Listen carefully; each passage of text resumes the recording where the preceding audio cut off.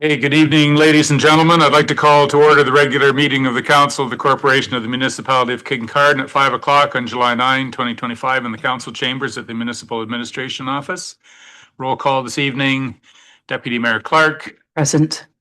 Councillor Blackwell. Present. Councillor Kavanagh. Present. Councillor Hinchberger. Present. Councillor Prenger. Present. Councillor Steinhoff-Gray. Councillor Stewart. Present. Councillor Williams. Present. And I'd like to acknowledge our staff and the outstanding gallery tonight that came to watch. Councillor Williams, please. We would like to begin by acknowledging that we are meeting on the traditional lands and treaty territory of the Saugeen Ojibwe Nation, which includes the Chippewas of Nawash Unceded First Nation and the Chippewas of Saugeen First Nation, whose ancestors were the first to inhabit, care for, and live on this land. We recognize and deeply appreciate the contributions that Indigenous peoples have made, both in caring for this land and shaping and strengthening this community, our province, and our country. As a public service organization, we are dedicated to learning and acknowledging Indigenous history and culture and are committed to actions that move us toward a journey of truth, healing, and reconciliation with the Saugeen Ojibwe Nation, the Métis Nation of Ontario, and the historic Saugeen Métis. Thank you, Councillor. Are there any amendments, additions, or deletions to or from the agenda as proposed by council members? And we do have one here from Councillor Kavanagh. Thank you very much. I would like to add the following addition to item 9, closed session on the agenda. And do I read that now? Yep. That council move into closed session pursuant to section 239(2) of the Municipal Act 2001 as amended for the purpose of position, plan, procedure, criteria, or instruction to be applied to any negotiations carried on or to be carried on behalf of the municipality or local board. And then in brackets, it says locum houses.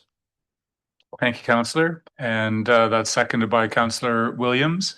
It is not that we're moving into closed session now, but it is only addition to the closed meeting agenda. Is there any further discussion on that motion?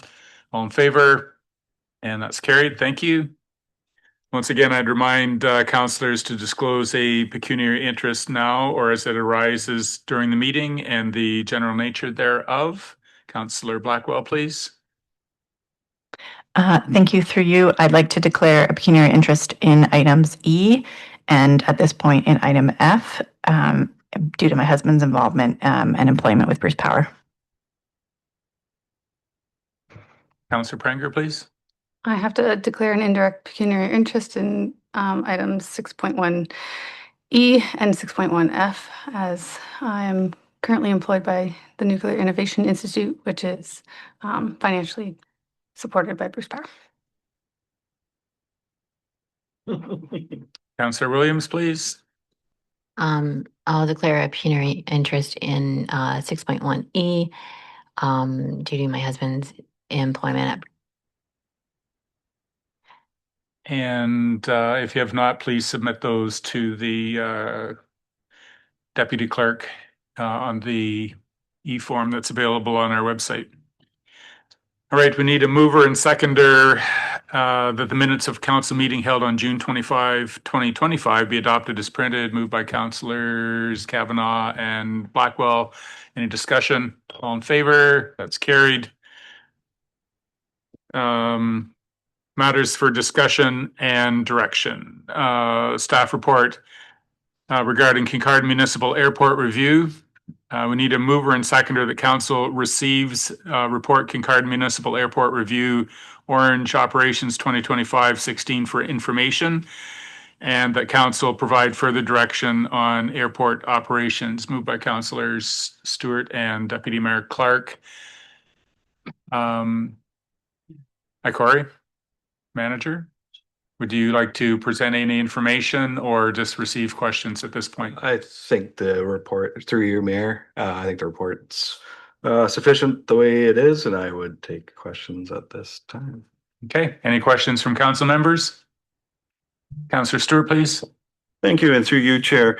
I know this is fairly new, having our staff and having a brand new sort of try to put together the operation. I know there's been a few hiccups, But I think overall, I think it's worked out for both parties. It is a savings for the taxpayers, but we don't want to be too cheap. But what I'm saying is that, let's run it for another 6 months and see what's going on. There's always hiccups when you put it in, but it seems like both sides are starting to learn how to play with each other. So I will fully support this moving forward in the Orange program and looking forward to a report maybe in the new year. Thank you. Any further questions? Councillor Hinchberger, please. Thank you. I'm going to be a filibuster, just drag on a little bit here while Councillor Steinhoff Gray gets her bearings over there. Thank you for the report. The report, the recommendation, it asked for direction from council. I'm personally of the opinion that maybe we're at the point where we should be looked to give some sort of direction, like issuing an RFP for it's direct staff to issue an RFP for proposals for the operation and maintenance of the Kincardine Municipal Airport. If Councillor Steinhoff Gray would like to take over for me, I'd be happy. Perhaps we'll just pause on that one, and that was in, you were looking for direction. Could you narrow in a little bit what sort of direction options might be within our staff's capacity to manage or look like, whether it's full operation, whether kind of suggestion like Councillor Hinchberger, whether there's different options? Are you ready to speak to that, or where are we at in that process, please? Yes, and through you, Mayor. So currently, the way we're operating, we're using existing staff, which are already tasked with other portions of their job that fill their day. It's not sustainable to continue the way we are, so we would be required to obtain more staff to continue the operations there the way we're running it currently. Or if there's other options, such as Councillor Hinchberger's direction that they would like to seek outside support in a contract, that would be something that we'd be looking towards as well, if that's what the rest of council's thoughts on it were. Councillor Steinhoff Gray, please. Thank you, through you, Chair. One thing I would point out, and I apologize for being late, so I have no idea what was discussed prior to my entry into this meeting. But as I can see in the crowd, we have a large number of stakeholder groups that I believe are extremely invested in how we move forward with this. And I believe that understanding the pressures that our staff are under, obviously we have a finite number of hours and a finite number of things that we can do a day based on our responsibilities. And this is responsibility that has come back towards staff, which has previously contracted out. So fully acknowledging that and understanding the support we have from the community and some of the associations that are present here, I think it would be a good idea. Oops, sorry, glasses. I can't read anymore without them. For staff to develop an RFP for a public-private partnership proposal for the maintenance and operation of the airport, which could be brought forward to council for its consideration upon drafting, because I do think that there is the will to see the airport survive, and we all understand that that's going to take dedication and perseverance on all of our parts. And I would like the opportunity to explore that. Thank you, Councillor. Just to query a little bit, I was expecting that staff is aware of many of the options that are available out there, and just so we don't go down a path that we just can't get there at the end of the day. The recommendation from Councillor Steinhoff Gray is that public-private partnership. Are those viable options that have been used in other airports in a successful manner? Is that just broadly speaking, is that a reasonable option to explore? Through you, Mayor. Yeah, I believe so. It would be something that we would have to have the partnership and like a memorandum of understanding that's clear and set out with the tasks that, the private is able to do in that partnership. I think one of the things that we need to explore further is insurance coverage and how that works with the private entity because that can get costly. So I think it would be a viable option. A little bit further investigation and insurance would probably be the biggest hurdle that we'd have to look into. Councillor Stewart, please. Thank you. And through you, I'm a little bit confused because you're talking private partnership. I don't quite understand the concept. And the problem is that unless you're putting some terms or reference around it, are we looking at something different than rehiring an ASP again? And you're talking about also operations plus maintenance. So, to give this sort of kind of direction to the staff, we need to define it a little bit better. And I'd like to know and explore what your thoughts about this private partnership is. Thank you. Yeah, sure. Go ahead. Thank you. When I say private, I'm not necessarily thinking like a private entity, but lower. Sorry. I'm thinking like if you look at other MOUs, we've got an MOU in place for the marina. We have the work that the Lions do on behalf of us with building management.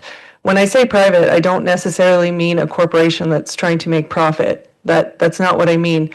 I'd like to see proposals from the different groups that are around at how we could better achieve this through partnership to bring down some of the costs associated currently with the airport and really strive towards helping make it more self-sufficient in conjunction with these groups. I mean, all you have to do is look in the galley to see that we have support that's wanted. So if we put out a request for proposals, let's see what could be suggested.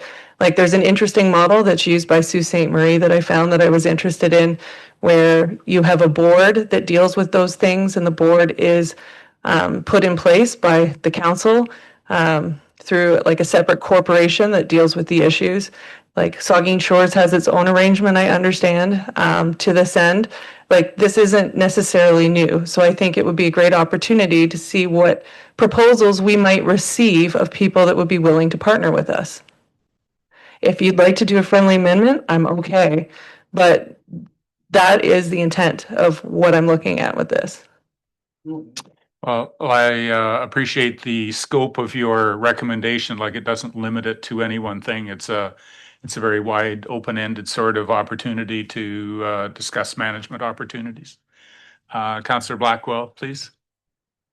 Thank you. Through you. First, I want to say thanks to the staff for connecting with Orange. That was a critical piece for me in kind of understanding how our airport is a community asset. One of the things for me is I kind of sat down and tried to think about all the different options in front of us so we could maintain it as municipal staff, a municipal asset with our staff. We could work in partnership. We could contract it out, which is when we had like a ASP.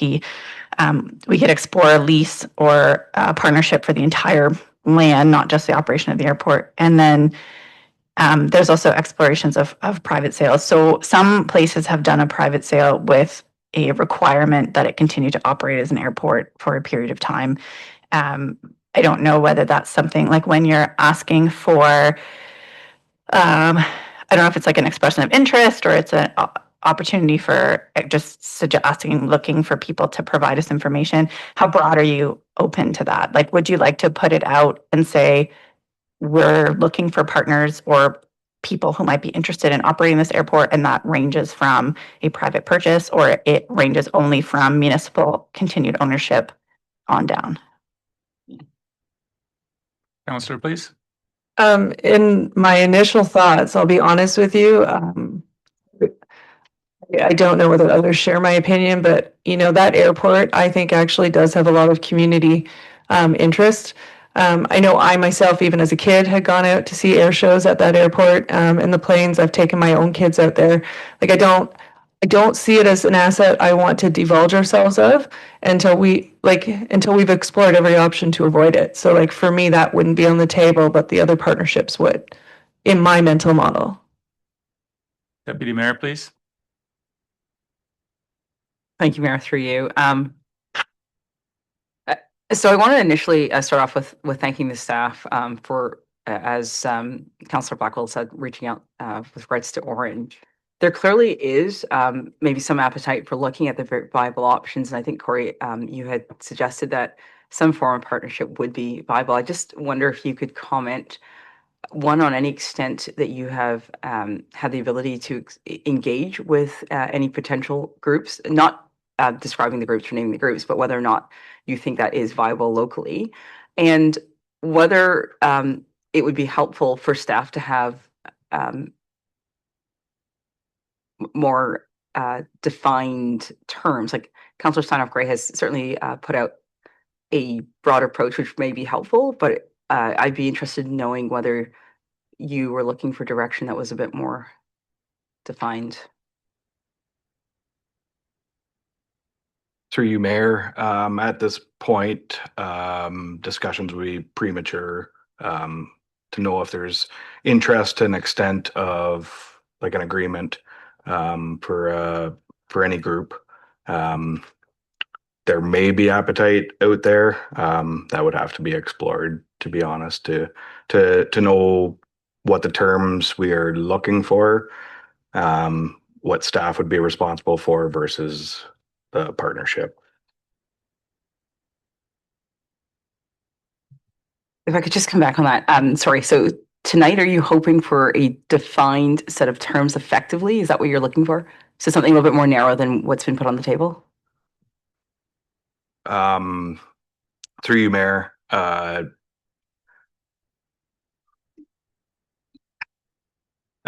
what's been put on the table, I mean, is an option, and that can be explored. I think at this point, we just need some support at the airport, like for it to continue to run as we are currently is, stretching some of our staff. I think it's an option, and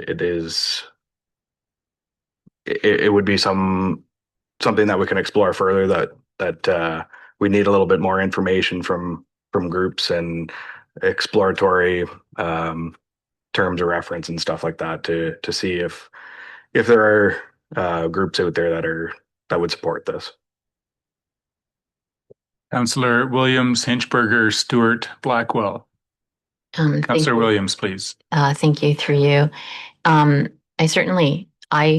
personally recognize this as a really important community asset that I would like to see sustainable, and recognize through everyone here that it's an important asset to a number of people in the community. On April 9th, we did have a delegation from our friends at the airport, and staff, and I don't know if this was through informal direction or through discussion, were directed to kind of work with them, or they were working on different options for operations and sustainability. And I was just wondering if we can receive an update on those discussions and kind of what feedback they've provided.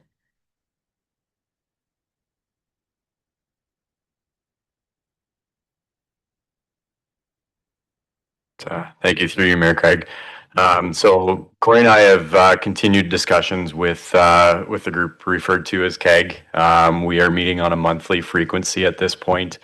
The most recent meeting was held actually just this week here. Some of the work that we've done as of recent was realistic, or really an overview of our financial expenditures, our revenues, and having the support of that group to go through that and looking at, potentially some areas that we're missing where we could maybe generate further revenue, if there's opportunities to shave expenses. So prior to that, we've been discussions have focused on how do we just realistically maintain the site to make sure that we're compliant with regulations, that we're supporting the aviation group as required. And then looking at alternatives through that in combination to the financials and management of the site, to how we've done it in the past, how we're doing it currently, what are some options going forward. And so at this point, it's just, I think I'd like to say, we've had some good discussion. We haven't really delved deeply into things. Certainly on their end, they've invested a fair bit of time. Corey and I have as well. But at this point, I think honestly, what would be helpful is that we would have some, like, really, I think the direction needs to be, is council interested in seeing us invest further time in looking at ways to make the airport more viable and sustainable? Or are we looking at, ultimately it's something that we want to look at divesting and what the impacts of that are? And so in the two, I mean, one, obviously you look to continue the relationships that are there today and look to make improvements and strengthen how things are functioning. The other, we have to look at the impact of lease agreements and, the site itself. What do we do with it? So, in my opinion, I think those are kind of the two hairs that are split in terms of where we need some guidance. Councillor Hinchberger, please. Thank you, through you, Mayor. I'm supportive of where Councillor Steinhoff Gray is going on this, and a lot of it spawns out of a meeting that I attended with her, with Manager Voisin and Director Weiser yesterday, and the CAO, Belchamber Glazer, yesterday at the municipal office. What I heard is that most colleagues think that there's some issues with the status quo in terms of funding the airport, both the operation and maintenance, and we don't often talk about the capital costs associated with the airport as well. Things I'd like to point out what Councillor Steinhoff Gray is suggesting here. It's a proposal, not a tender. A tender would be, we want something specific, can you provide it? The proposal is, we've got an idea what we're looking for, and if we're looking for others external to us to provide actual solutions ourselves. We don't have to come up with them ourselves, and I don't think we're a competent body to do that. The other is that she pointed out that this would be returned to council for consideration, an RFP. And at that point, that's when you could have something in front of you that would have some good terms in it, whether you could decide whether those things look favorable to the municipality from a council's perspective here. So that's some commentary I'd just like to add for my colleagues. Councillor Stewart, please. Thank you. Once again, we seem to be all over the map from A to Z, and it's very confusing for the staff and probably the audience to understand. I think what we really need to do tonight is talk about trying to get the operation up and running again, and maybe doing a proposal to see if the Craig Group would be interested or anybody else be interested. Long term, what we do at the airport's a whole different discussion, and it's not really warranted tonight. Right now, we're talking, and I believe that Corey and Adam, you need to go out and find out because it seems to be stretching our resources and our staff. So we need to bring a group in, whether it's a public, private, or something like that, and explore that and bring it back to us, because we got quite an audience here and they might want to participate in this too. So I'd be very interested. I know it's going to take some of your time, but if you could explore that and bring it back on the operation only. Thank you. Councillor Blackwell, please. Thank you. I have some of the same points and some perhaps of a different perspective, but one of the, did I say through you? Sorry, through the mayor. One of the things that I have a question about is, it was kind of discussed that, our staff are strained right now. We are not currently paying an ASP contract. Is part of the direction of the request that you're looking for immediate support? Like, is part of what is being asked of us tonight? I don't know how it works with budget anymore, but whether there's an opportunity or a desire for us to give direction around a potential contract position to start managing this while we're figuring out the longer term piece.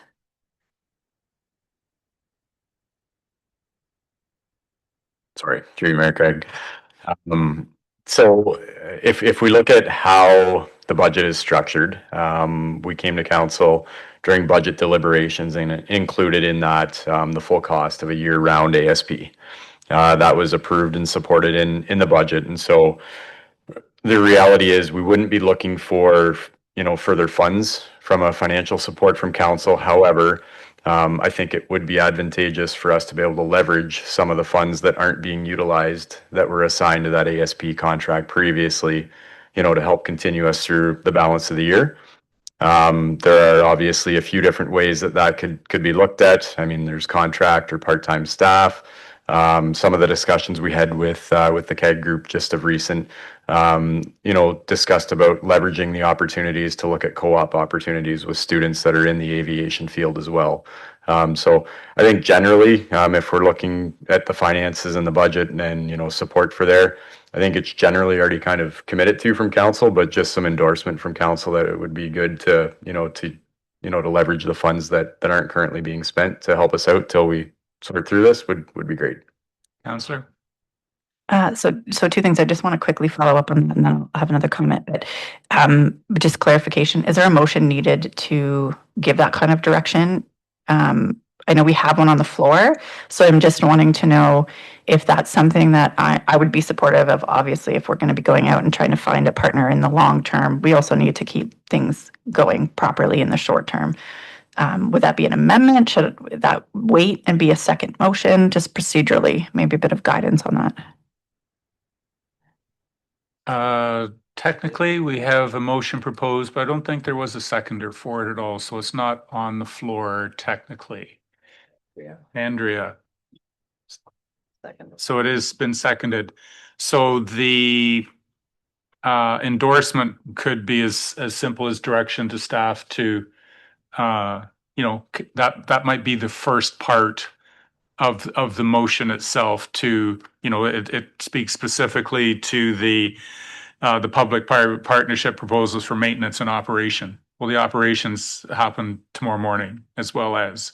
So it could be that our understanding in this motion is, that is part of it. So you could expect perhaps the first part of the proposal is we're going to have person X, Y, Z to, based on the finances we already have to operate it from here forward. And we're going to get company ABC, like we're going to bring back this partnership option for council consideration in the weeks or month following, whatever it is. So it is kind of built into the motion already. CAO, please.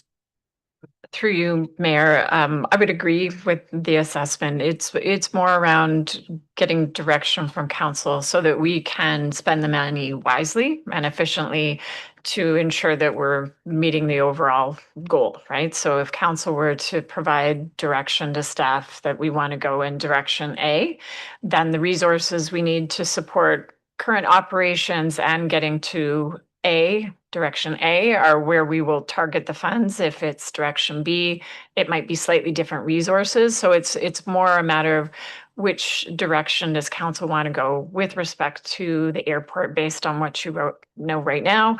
And then we can make a wise decision with the use of the operating funds. Councillor, please.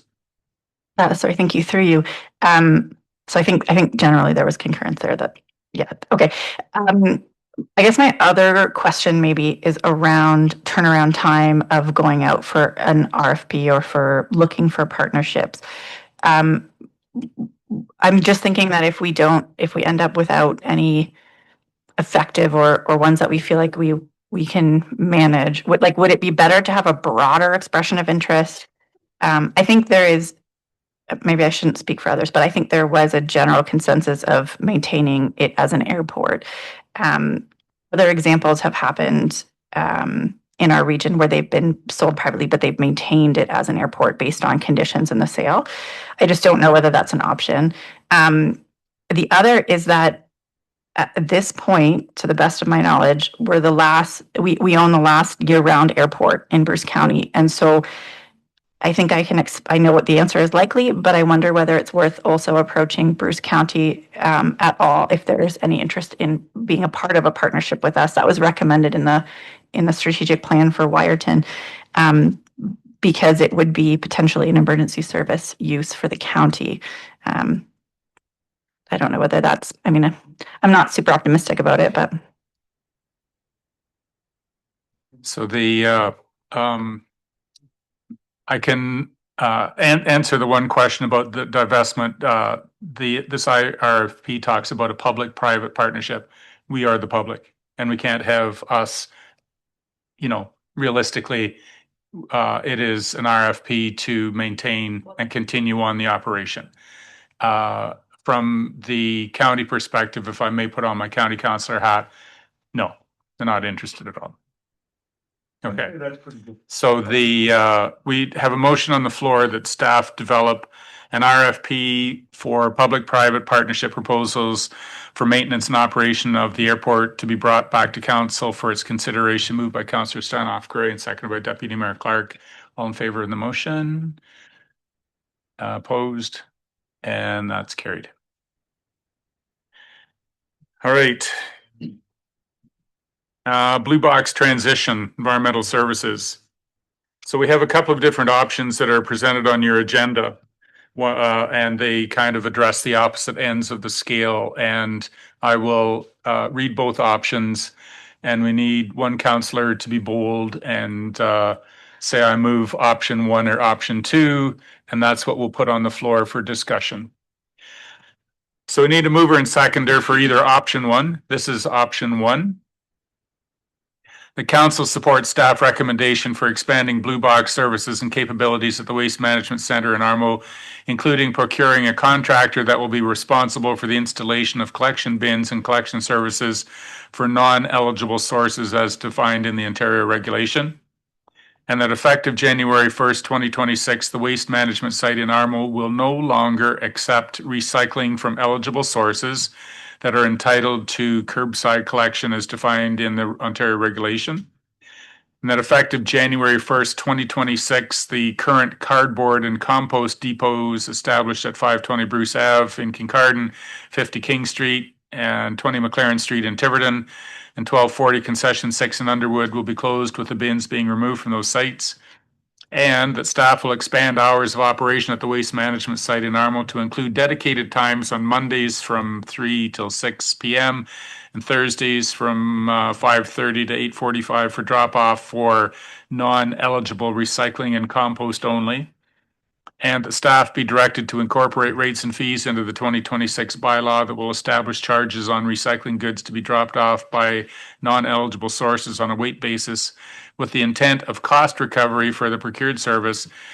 And further, that staff be directed to execute these changes and amendments with the current certificate of approval number 272702 and resubmit to the Ministry of Environment, Conservation and Parks for approval. So that's option 1. That's the one end of the options that we can use to address Blue Box transition. The other option that we can address is council direct staff to continue to inform all non-eligible sources of the upcoming changes as defined in the Ontario regulation, and allow those affected to obtain private contractor services. So we either address the changing transition by providing service, or we don't.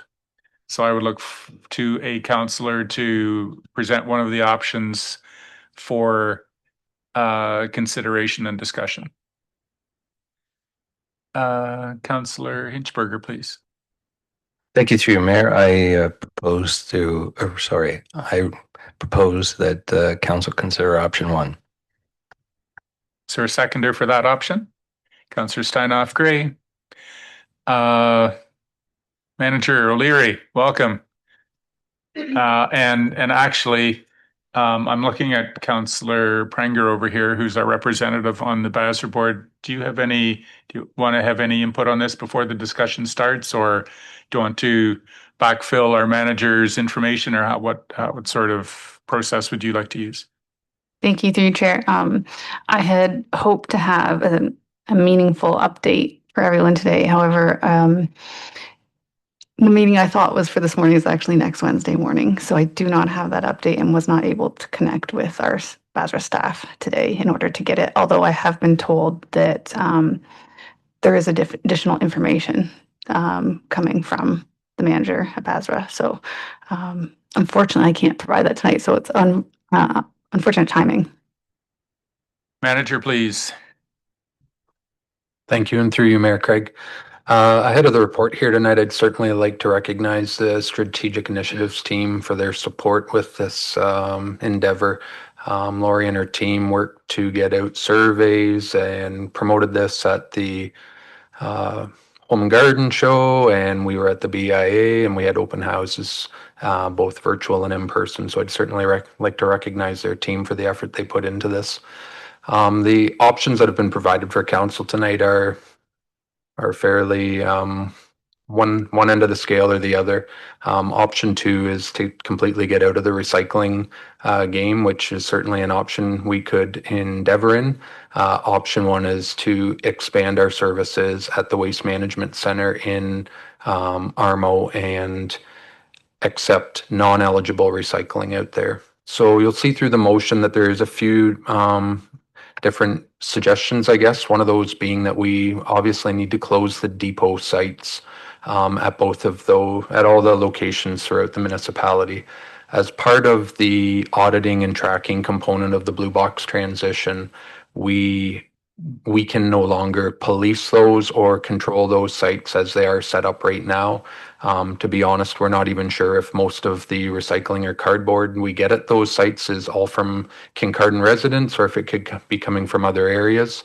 The Blue Box, those eligible for the Blue Box are going to see expanded services at their curb, which would include all forms of cardboard, and various other recycling elements that we haven't advertised yet, more from a standpoint of we don't want to get people too excited and out in front of us that we have significant contamination rates ahead of the January 1st deadline.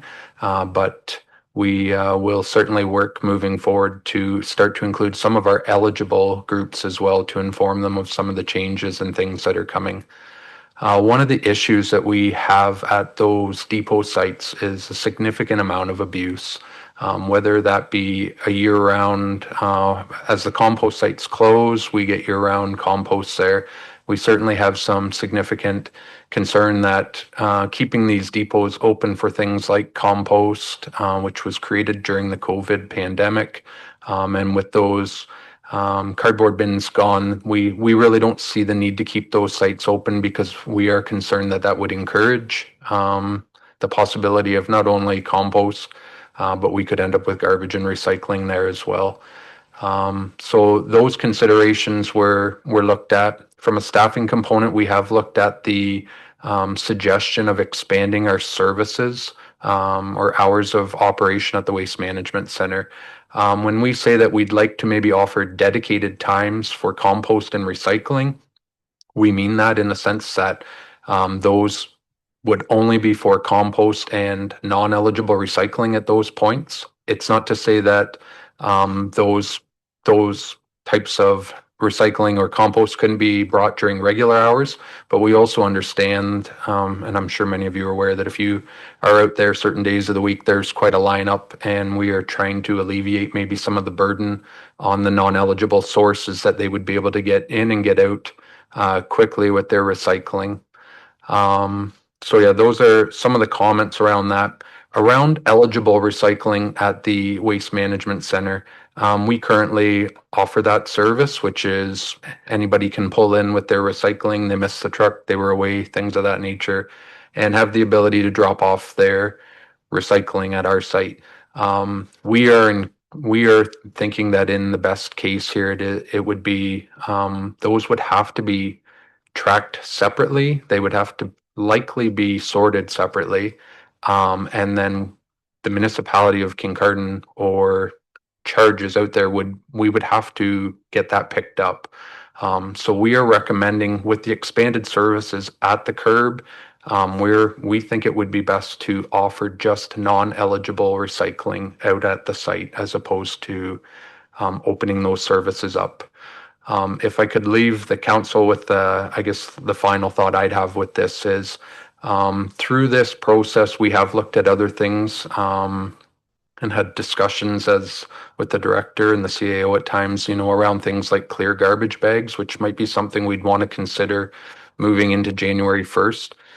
As I mentioned, the strategic initiatives team did a great job getting this information out, but our response was really poor, really poor. And in that small sample size we got, it was nearly a 50-50 split as to people that would be interested in just obtaining their own private services, or there was people that were interested in us expanding the services at the Waste Management Center. through that process, I think the one thing that Kincardine should really be trying to identify and protect through this change is our landfill. And the concern, I think, from a staffing level would be the potential abuse of our landfill, where recycling could end up in the landfill and taking up valuable space that shouldn't be there. And that stems, from some public comments around, while this is a provincial change, many see this as a service cut from yourselves or Kincardine in general. So I think the message I would leave with you all tonight is, if there is a focus, that focus should be on protecting our landfill. Thank you, Manager. Councillor Pranger, please. Thank you, through you, Chair. To our Manager's last point, while we're not legally required to continue this service for the non-eligibles, I also carry the concern of, if we don't, what will happen to our landfill and how fast it will fill up, because it will be cheaper to just throw out your recycling than pay to have it come picked up, depending on how much recycling you have. So while it's a continued effort we would have to put in, and maybe a bit of a burden to set it up, it probably long-term will, in the long run, pan out to be beneficial, both financially and logistically. Councillor Steinhoff-Gray. Thank you, through you, Chair. I agree with what my fellow councillor just said. I do believe this is important. And I am concerned about the perception, as you've wisely alluded to, Mark. I think one of the things that'll happen is there's going to be a little bit of pushback when we find out in the community that you can't use those depots anymore. And especially if some of those items won't be able to be dropped off, if you can't drop off cardboard anymore because of the way this program's shaped. I just think it's going to be really important how we communicate the changes just generally, because I'm not used to, like, how do I say this?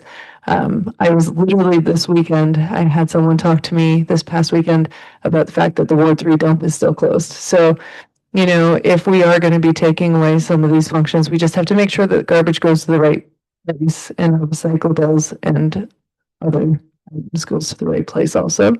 So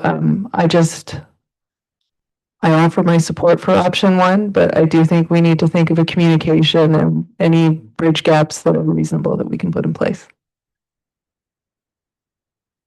I concur. We are creatures of habit, and I am so used to taking my cardboard over to the depots. Just what you do. But now you don't have to. You just put it in your recycling bucket out at the end of the driveway. So it is not yet, on the 1st of January. 1st of January, 2026. Councillor Blackwell, please. Oopsie. Thank you, through you.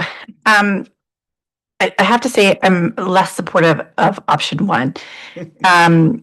I think this is a provincial change, and many places are choosing not to provide that extra service. I'm supportive of using the clear garbage bags to ensure that we are not taking on in our landfill recycling.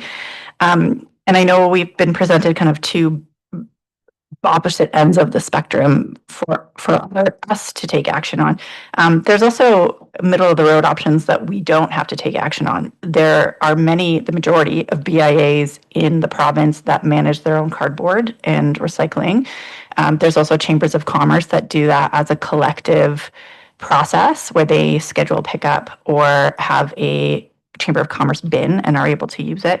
So I think there's opportunities for us to perhaps not take on so much additional work when we're not, when we looked at the survey results, I know we didn't have a great result, but if half the people are saying they're still not even going to use our service at the Waste Management Center, that's a fairly significant investment we're doing for the majority of small businesses. which the province has downloaded this cost onto them. So we could ask ratepayers to subsidize that. I also think there are probably other alternative options for collective action to continue to have recycling happen, and that we can protect our landfill through some proactive actions. I recognize it's not going to be a positive change for the majority of people, but I also am happy to point the finger where I feel it would belong. Councillor Stewart, please. Thank you. And I'm aligned, through you, Chair, I'm aligned with my fellow councillor. Option one is not an option. It's a cost. It's a cost to the taxpayers. And we have to be careful about this. It's not our responsibility. It's the responsibility of the provincial government. They brought it on. They're going to have to figure this out with the businesses. Businesses do have an opportunity to charge their customers more money if they have to have more services. We have to be careful. This is another one like we do with the doctors. This is a group that we're going to incentivize. And we're not legally allowed to do that. This is a special small group. And you're asking the taxpayers to pay for something extra that we're not really supposed to be involved with. It's unfortunate that the provincial government has decided to do this without bringing a process, which is normal. And they like to pass it on to the taxpayers. Well, I think Lisa Thompson should step up to the plate and figure this thing out for the businesses and for the non-eligible folks. I don't think we should get involved with this. We don't know the cost. We don't know what people are going to do. We don't know what to charge them. I mean, this thing could be a real big check. So I'm not in favor of option number one at all. I would go with option two. Thank you. To that end, I'm just going to direct a question at our manager. I kind of had a little note here on option one. I would support that in principle because once again, we don't really know the cost, but there's a couple of questions that Councillor Stewart has raised. Is the drop off at Ward 1 or the Armo Waste Management Facility for non-eligible product, would that be a free service or is there a cost attached to the drop off of cardboard or other non-eligible products? So through you, Mayor Craig, we would propose at this point that similar to the garbage out there, that it would be a weigh-in process. So we would work to Councillor Stewart's point. I agree there is some cost to the taxpayers up front, I think, and that would be around things like possibly a cement pad, fencing, catchment areas, and things of that nature. But our goal would be to charge to get cost recovery. I do agree with Councillor Stewart in a sense that we don't know what those costs are. We have done a little hustle to get an idea of what the procurement side of things might look at, and that we're getting ranges somewhere between say $90,000 and $150,000 annually for the bins there, bin placement, once a week pickup and things of that nature. So we would look to recover those costs. The danger in the funding component of it would be around contamination. So if there is significant contamination of the bins, that is something that we would have to factor in as a bit of a contingency when we're charging, and ensure that we protect ourselves and police those bins. Councillor Williams, please. Thank you. Through you. I think right now I'm kind of leaning more toward the option two. The discussion's been, I think, really great. One of the reasons why is if one of our priorities is managing the landfill and protecting it, I'm not convinced that option one does it much better than option two, because if I'm non-eligible, I'm not sure if I'm packing everything up and driving it to the dump. I'm probably maybe just throwing it in the trash anyway, depending on the amount of time and effort that I'm willing to put into it, and if there's a fee associated with it. So when I look at it from that perspective, I'm not sure option one is much more viable than we'd like it to be. Councillor Blackwell, please. Thank you. Through you, I just wanted to kind of maybe touch a little bit on some of the things that our manager spoke about too, which is if we're looking for cost recovery, but we don't know how many people would use it, and then also we're potentially competing with other private operators or groups that are going to be doing this kind of work, given that there's going to be a gap for so many. So we also risk pricing ourselves out if we have few people who are willing to drive all the way out to Armo versus if someone else is willing to come pick it up in a closer location. So I feel like there's just too many, for me personally, there's too many unknowns, and it feels like trying to solve a problem that we didn't create, unfortunately. I want to encourage recycling as much as possible. I just don't think that this is the way that I feel comfortable doing it. Is that a hand? It is. Oh, okay. 5 fingers. 5 fingers. Councillor Hinchberger, please. Thank you. Through you, Mayor.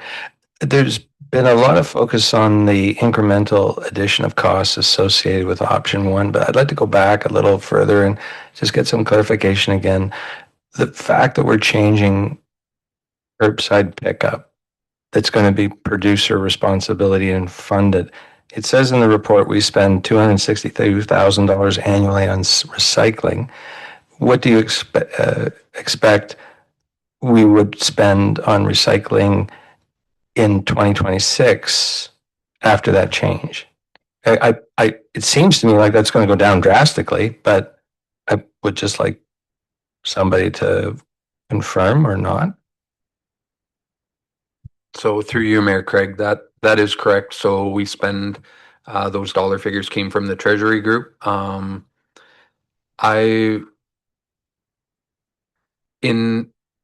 If option one is the option the council chooses to go with, there is costs associated with that. And where our goal would be cost recovery, but we also have to acknowledge that things like contamination, staffing levels at the waste management center, like with increased hours, we may need to look at staffing resources. So I would hate to put a dollar figure to it, Councillor Hinchberger, but if I do agree with you that I would think would be well below 50K next year. Thank you. So just to follow up. Okay. So your estimate is currently we're 262 from Treasury, in 2026, 50.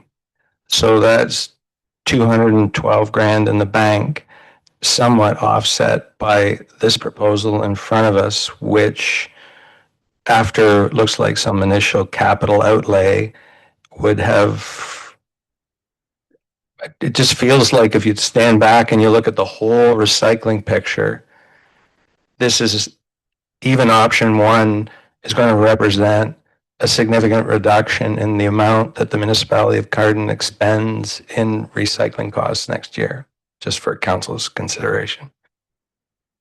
CAO, please. Thank you. Through you. I think there is just another unknown with respect to recycling, as we are a partner in the Local Services Board for BASRA. And there is some requests of additional information to help inform all of the councils who are partners in that joint local board to make sure that each of them understand what the proposal that they put forward to Waste Management as the subcontractor will be. We don't have that information at this point in time. The hope expectation is that this is not a cost to the municipality, that this is potentially revenue or at least cost neutral. But I wouldn't say that we know exactly the costs associated with that or the financial position with respect to the joint local board. And it's not something we have right now, but in the future, maybe in a closed session, because it's information that I think is proprietary to their response to the proposal that was put forward from Waste Management. So it's a little still nebulous in that respect. Councillor Stewart, did you have your hand up? Yes. Just to follow up, I have no problems giving back money to taxpayers if there's some savings. I'm not allergic to that, and they deserve a break every so often. So I'm not quite sure if you want to save 50 and then put it towards this. Why not just save 50 and give it back to the taxpayers? Another thing is, Mazar, I was talking to the manager, and he's going to put together, along with the board, a cost for some of these pickups. And he said it could be through the moon. So you're absolutely right, the CEO. We need to see what the private sector is going to do and if they're going to fill in this blank, and we might be out of it completely. But I also think that, and I want to address Mark's. I have a friend actually out in Whistler, BC, that BC's done this sort of program for years. And Mark, when you start talking about contamination, you contamination one bin, it costs them a huge amount of money.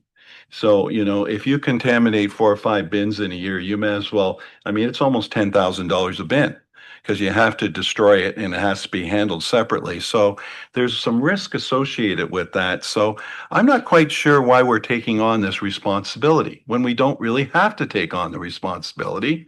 And I think to safeguard our taxpayers, option 2 is the only option right now. Thank you. Councillor Blackwell, please. Thank you. I have just kind of 2 quick questions. One is, as a municipality, we were previously getting our recycling picked up by Basra as part of our contract. We are now going to be considered a producer, so we will now have to pay to have our recycling picked up. Is that correct? Through you, Mayor Craig, that's correct. We will be responsible to get rid of our own recycling in our facilities. Okay, so thank you. So that would be an additional, sorry, when I mean pickup from our facilities. The other, I guess, is I'm just trying to kind of understand maybe what was being spoken a little bit about Basra in terms of offering a service to potential non-eligible services. So am I getting out of? And so I guess I'm just wondering then, would we be competing with Basra if we set up our own depot, if that's a service they're looking to offer? Councillor Prenger. Through you, Chair, I'll just try to provide a little bit of clarification. So the option would be either Basra does it or we decide to do it ourselves. We wouldn't, yes, so we could wait to see what Basra comes back with options. Or we could decide ahead of time that we're not even going to wait for that. We're just going to make a decision here tonight, or we're not going to do anything. I think what the manager of Basra was alluding to when he spoke to Councillor Stewart, and I don't know exactly, but my understanding is that Basra staff will put together a report with specific options for the board to consider. We're still waiting on that report because they were also going to put together some pricing for those options.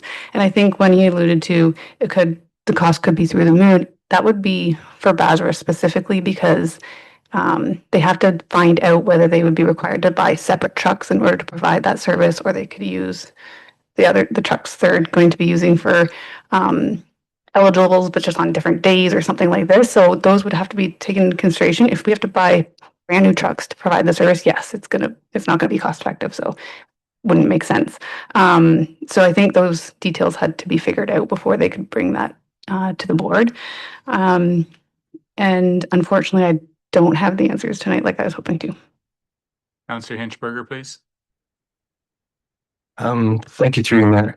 I was just listening to some of the comments that Councillor Stewart was making in terms of not having all of the financial big picture information, and yet it feels like we're engaged in a financial discussion without that. So I'm asking myself, what would be the reasons not act logically to move to defer this until we have that bigger picture information that seems to be central to a lot of questions that we're having here. So I guess the Chief Administrative Officer made some comments about expectations of some stuff to come from Bruce Area Solid Waste Recycling. So I would suggest we defer this item until we have that information available, unless it's a prohibitively long time in the future and waiting for it's going to cause other consequences. If I might provide just a little touch of guidance, when I was chatting with our manager, I said I agree with option 1 in principle. That is where we go. In principle means, yeah, with the information I have right now, this is what I agree with. But if it comes back with financial information that says this is cost prohibitive, then you can't. So it kind of affords our manager opportunity to move ahead, thinking that this is basically the consensus of council that we're heading this direction in option 1 or option 2, whichever we decide on. But it doesn't just hold it in abeyance until he gets more information. Like there's still opportunity for forward movement based on this, but doesn't mean that we've locked it in cement so that we can't say, whoa, that's too expensive. We can't do this, and we can stop and back up. So I appreciate the comment, but I would suggest that we amend the motion to read in principle, meaning that we can still go, the manager can still go where we direct, but we have that option based on new information to say, no, we can't go there or not.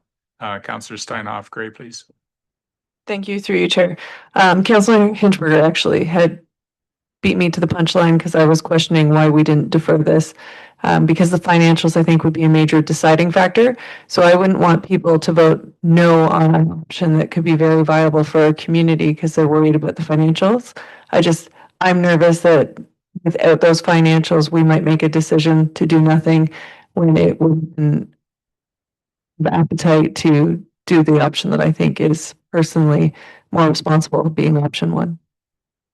Do you have any idea when you might have sufficient financial information to report back to council? Or does that line up with, we have a horizon rushing towards us, and like it's bad to be caught in Never Land too. So I'm wondering if there is some sort of time frame that you could reasonably expect to provide some substantive information to us.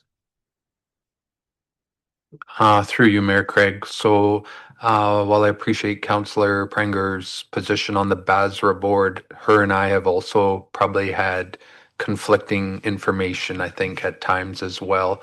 My understanding of conversations with Basra was that there was no interest in a non-eligible pickup. In the last conversations that I've had, I would like to acknowledge that Councillor Prenger has had conversations since then. But at the time, there was some significant concern with Basra's ability to adapt to the changes that we're going to see go to curbside.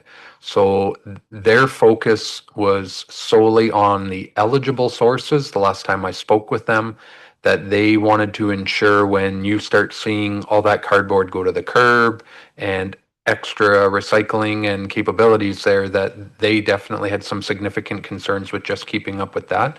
Now, Councillor Prenger has mentioned that there may be a plan coming forward to look at the non-eligibles. I just had a quick sidebar here with the director.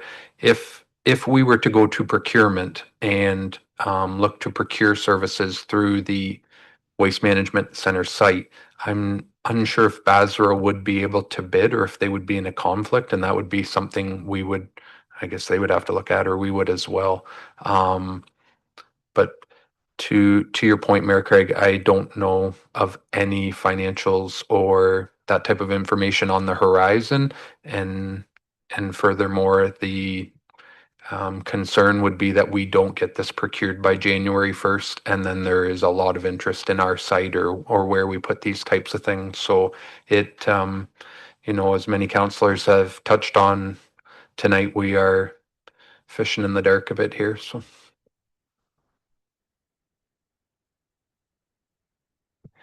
Councillor Blackwell, please. Thank you, through you. I just want to say, even with the excellent work done by our strategic initiatives team, this has been challenging to get out to the community. I think I would be a little bit concerned if we're zigging and zagging with our decision making, in terms of if we decide tonight we're going to go ahead with having a spot at the Waste Management Center and people go, okay, that's great. And then all of a sudden in January, we decide it's too expensive and we're not doing it anymore. I think this has come before council before. We've kind of deferred and asked for some more information. I think we kind of need to decide it's coming up within a couple of months. If people are going to need to find an alternative, they're going to need time to put that in place. And also, if we are going to offer it, I think we're going to need time to get that up and running. So I'm not sure. I think we've had a pretty decent discussion. If I won't. Okay. Councillor Pranger, please. Thank you through the chair. I have a question for our manager about the compost. I know you touched on it when you were giving your digital presentation, but I believe it was more centered around the problems with keeping it at the depot, like on Bruce Ave. Can you explain why compost would only be able to be dropped off at the same time as the ineligibles when it's not really part of the recycling program? So through you, Mayor Craig, our line of thought was that the compost takes not a significant staffing level.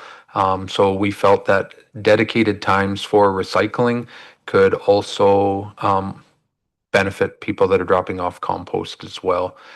Because they don't have to come across the scale, the staff would be able to quickly see trucks, and in theory, we are shutting down the depots.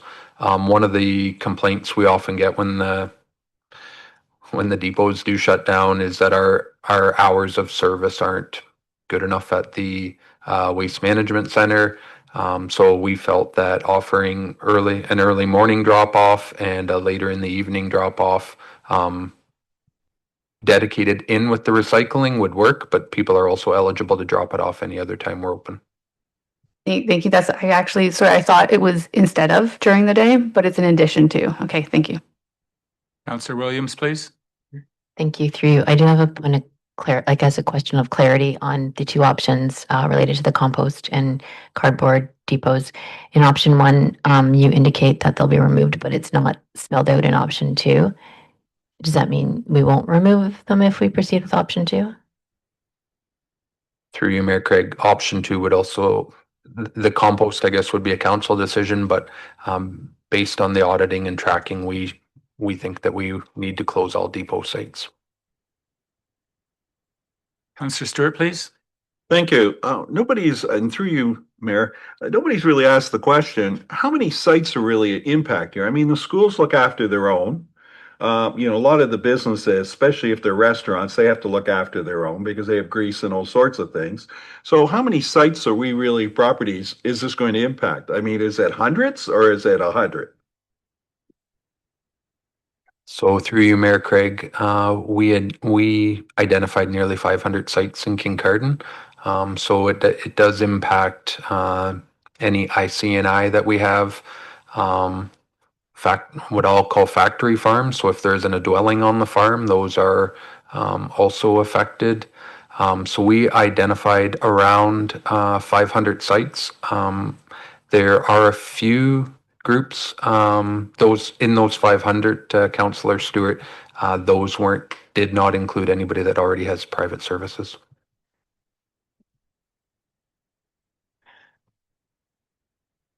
All right. So at this point, right here, right now, we have a motion on the floor moved by Councillor Hinchberger and seconded by Councillor Steinhoff Gray that we proceed with option 1. All in favor of proceeding with option 1? Sorry. Procedurally, if I move to defer, that's one of the motions that can. Yeah, supersede. Okay, Yeah. so I move with the Microphone, please. Thank you. Sorry about that. Through Mayor, I move that we defer decision on this agenda item until 1 month's time, 2 meetings hence. I may need a seconder if Is there a seconder for the motion? Councillor Steinhoff Gray. All in favor? Opposed? That was defeated. So we have on the floor the proposal for option 1, moved by Councillor Hinchberger, seconded by Councillor Steinhoff Gray. All in favor of supporting option 1? All opposed? And that was carried. Thank you.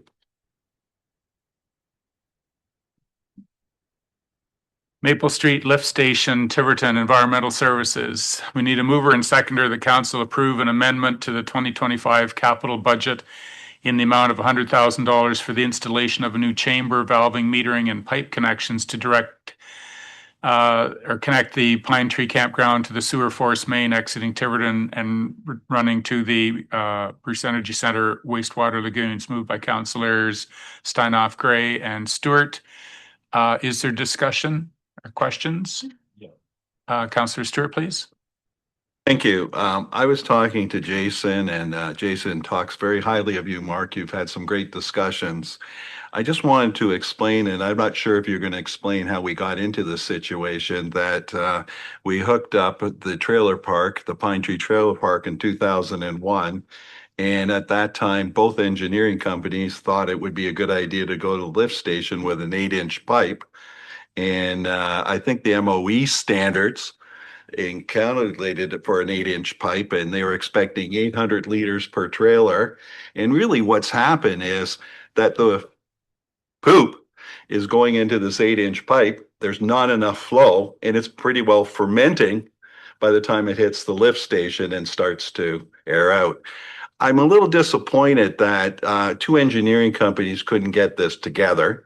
And that's why I was hoping to have an engineering company here, because I'm getting tired of paying for engineering that we can't get correct. Because now we're sitting there with probably the reserve, probably for the waste. We'll have to spend $100,000 to go into the force main. Why wasn't the force main the option right from the beginning? Because the force main is running right across 15 versus going all the way back up Maple Street. I know you're not an engineer, and I'm not picking on you, but I'm a little bit disappointed by the engineering. And now we're going to have to pay all engineering costs again to go into the force main. Why wasn't the force main, and you might not have the answer, maybe we'll have to go back to engineer. Why wasn't the force main the only option? Thank you.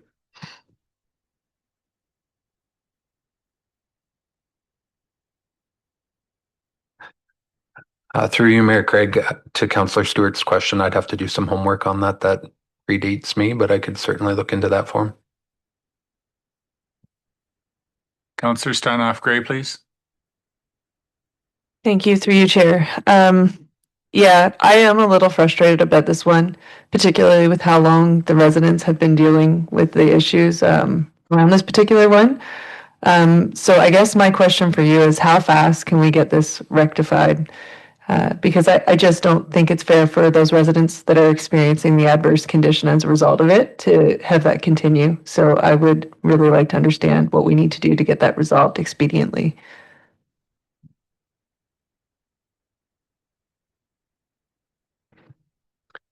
So through you, Mayor Craig, we've looked at a couple different options out there. One of them included going across County Road 15 to tie into the force main there. For those of you that aren't familiar with it, that the Pine Tree Campground drops into the gravity sewer at the top of Maple and Main. So we also have the possibility of connecting in that area, which at this point I think would be beneficial to Kincardine from a cost saving standpoint. It would just be picking up that pipe. It's a shorter run, could probably get done more efficiently and effectively because you wouldn't need the county involvement. It would all be in on our own property. I guess I would say at a minimum, we would be in the 4 to 6 week range minimum by the time we got a cement vault there and the meters and check valves we would need. But I may be speaking incorrectly, but some of those types of materials have improved that we can get them a little more quickly. And then it would just be a matter of either getting quotes, and getting those works completed in that area. The other significant consideration when looking at that site is what other utilities might be in the ground there, because the chamber will be a decent size that we have to get fit in. So we'll have to work a well in that area as well to ensure we're not interfering with other utilities. Councillor Hinchberger, please. Thank you, through you, Mayor. There's some brand new information I heard tonight that I apologize. I'm working on a little off the fly a little bit. I got a couple of questions. One, would there have been an expectation that the current design would work if the Pine Tree Campground was more fully completed and there was a higher volumetric flow rate? And the second question is if the answer to the first question is yes, is there not a less expensive alternative to deal with this in the short term until that happens by actually adding essentially a diluent flow to it in order to produce a higher flow rate that wouldn't allow solids to settle in the 8-inch pipe and then sit there and ferment? Yeah, through you, Mayor Craig. So I don't believe the campground is at full capacity, to Councillor Stewart's earlier comments about the size of the main and things like that. Additional residents or participation in there would certainly work as a dilution factor. We know for a fact that the odor is coming from that site based on some work we did early in this year by putting in gas monitors through various sites in Tiverton to ensure that we had pinpointed the correct area. I do believe there is product likely on the market that we could look at from a dilution standpoint. When you think about a campground and trailers and stuff like that, often those aren't the types of units that use a substantial amount of water. So you're definitely getting more solids in that, which could contribute to the problems we're having. We did do some hustle last year as well, where we took one of our trucks in with a tank and dropped 15 cubic meters of water into the wet well and pumped it into town. But we were again experiencing odor issues within 3 or 4 days. So yeah, there could be other options that we could look at as far as like masking agents or something that might knock down some of the hydrogen sulfide, but I do not have a lot of experience with that. I'd have to look into it. Councillor Stewart, please. Thank you. This is always an interesting topic, isn't it? Yes, if the campground was totally full, it might have a difference. But one of the things I found out, I'm learning far too much about this, is the MOE standards are saying that each trailer is capable of doing 800 liters per day. You know, that's amazing. And what they have found out through studies, it's less than 200. So when you design something, you're designing something this big to really, if you had a 2-inch pipe, it probably would make a big difference. The one question I have is because I know that we have quite a large development going along Maple Street. Are we going to run into the same thing? I mean, you know, that development with 300 or 200 homes will have a pipe probably 10 inches. Are we going to run into the same problem until it's fully developed? Have we thought about that in the future?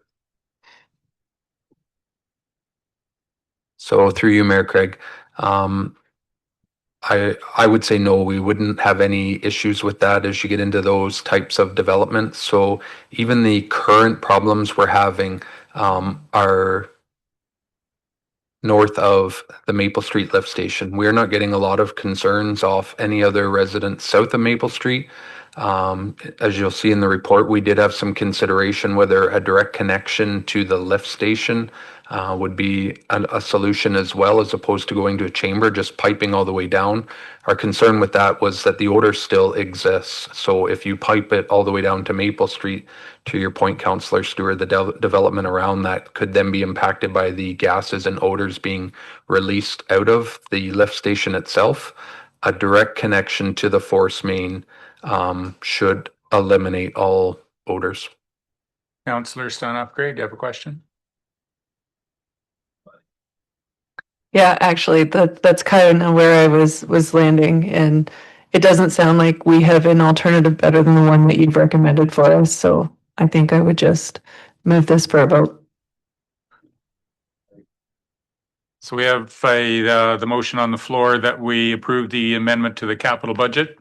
All in favor of the motion? Any opposed? That's carried. If I may propose at this time, we do have our legal representative here that's going to address some issues in closed session. Apparently they go by the hour rather than by the agenda item. And I'm proposing that we would council direction that we go into closed session at this time and then come out and address the other issues at the close of that. Okay. I would like to make that motion. Okay. So I'll actually just read the motion and you can move it for us, Councillor Kavanagh. And that it would be Here we go.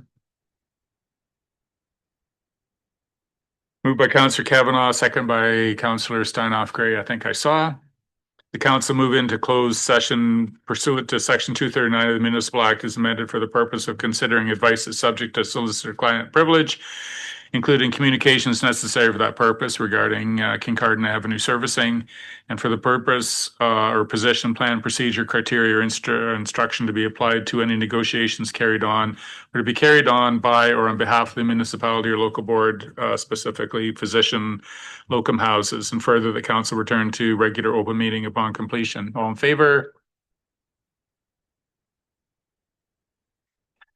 Welcome back to the open session of the July 9th council meeting, 2025.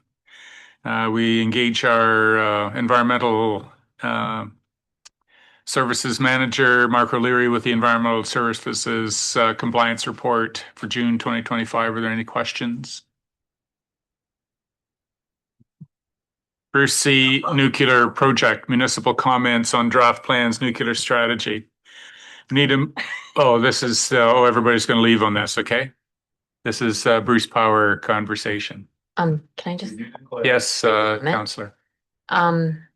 Just mindful that I think there's two back-to-back Bruce Power related, nuclear related items. I did previously declare on on E, Bruce C nuclear project. However, I'm going to have to do an awkward half declare, on F, nuclear advisory ad hoc committee, as I've been advised by due to my husband's employment at Bruce Power.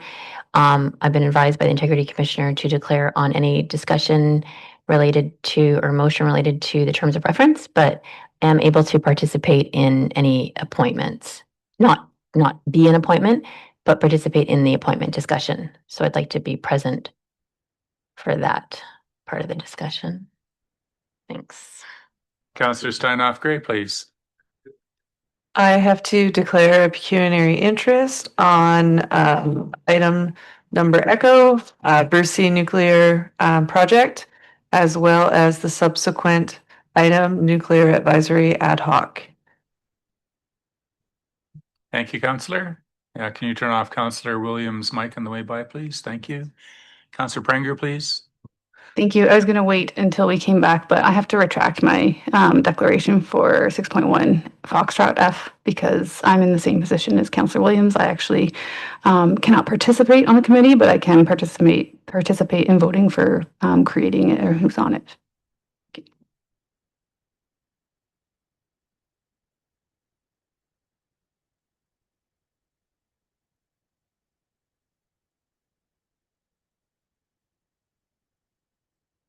So we need a mover and seconder. The council endorse the Municipality of Kincardine submissions to the Impact Assessment Agency of Canada and the Canadian Nuclear Safety Commission for the draft integrated tailored impact statement guidelines, draft public participation plan, draft cooperation plan, draft permitting plan, and comments on the summary of potential federal incidental activities, and the staff be directed to file the submissions on the Canadian Impact Assessment Registry. Moved by Councillors Stewart and Deputy Mayor Clark. Only 5 of us have got to put up our hands.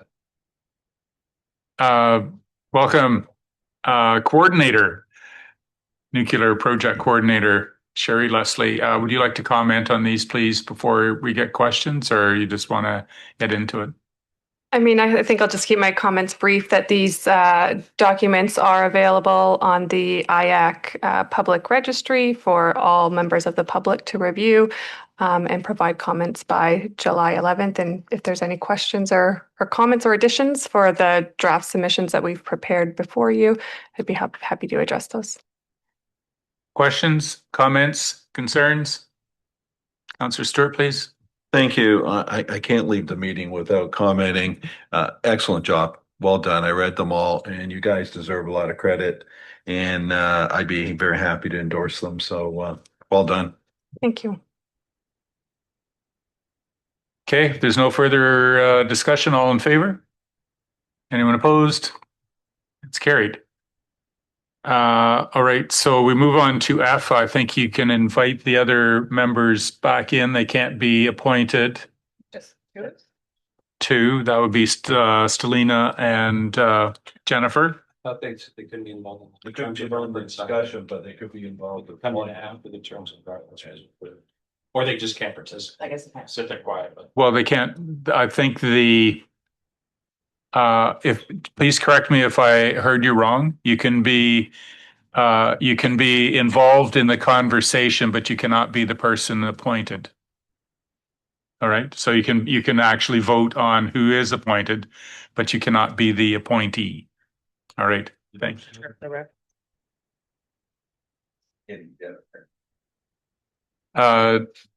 So did you receive the terms of reference as part of your agenda package for the Nuclear Advisory Ad Hoc Committee?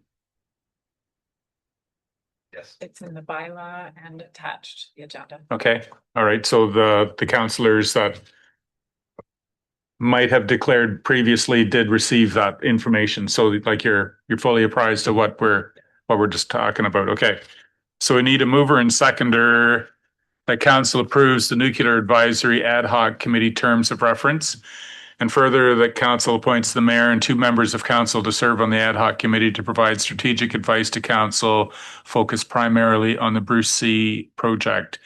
Initially, are there any council members who would offer to be on the Nuclear Advisory Ad Hoc Committee? Councillor Stewart? Anyone else? Small committee. Councillor Kavanaugh? You were volunteered and put your name forward. Do you consent to your voluntary action? I do. I do too. So we have a mover and seconder that we appoint the mayor, Councillor Kavanaugh, and Councillor Stewart as members of the Nuclear Advisory Ad Hoc Committee. All in favor? Moved and seconded by Better be much. by Councillor Hinchberger and Clark. All in favor? Just barely squeaked by, but okay, here. All right, so could you hail the other 2 members, please? Thank you, Councillor Stewart. One back. Thank you, Sherry. All right, we had a notice of motion presented at the meeting 2 weeks ago prior to this meeting regarding amending the procedural bylaw, and Councillor Hinchberger will read the amended motion. It is different from what was presented 2 weeks ago, but Councillor Hinchberger will read the amended motion. Thank you, through you, Mayor. I guess this is punishment for writing too many words. Whereas council is the collective decision-making and governing body of the municipality and is ultimately responsible to the electorate for the good governance of the municipality. And whereas council wishes to strengthen the tools it uses in its governance and oversight of the municipality. And whereas council has considered practices utilized elsewhere. Excuse me. Now therefore it be resolved that council directs staff to prepare and present an amendment to the municipality's procedural bylaw number 2023-138 for council's consideration that 1, amends the format of regular meetings of council to add an agenda item, council priority resolutions under matters for information. 2, presents in said agenda item in a suitable format a listing of resolutions determined by council, including for each resolution the resolution number, the text of the resolution, the responsible department, the expected completion date, the current status, on track, at risk, overdue, or complete, and any relevant notes. 3, provides for the addition of a resolution to the listing on the direction of council. 4, provides for the removal of a resolution from the listing on the direction of council. 5, provides for the avoidance of any conflicts on presenting such information due to the provisions of legislation or other policies of council. And that it also be resolved that the initial listing included in the council agenda have no entries, meaning we start with a clean slate. Thank you, Councillor Hinchberger. And just to be procedurally correct, it was seconded by Councillor Kavanaugh. Yes, you're the mover. Go ahead. Thank please, you. Councillor. Thank you, through you, Mayor. I think the procedural bylaw generally has on a motion on the floor that every councillor gets the opportunity to speak once.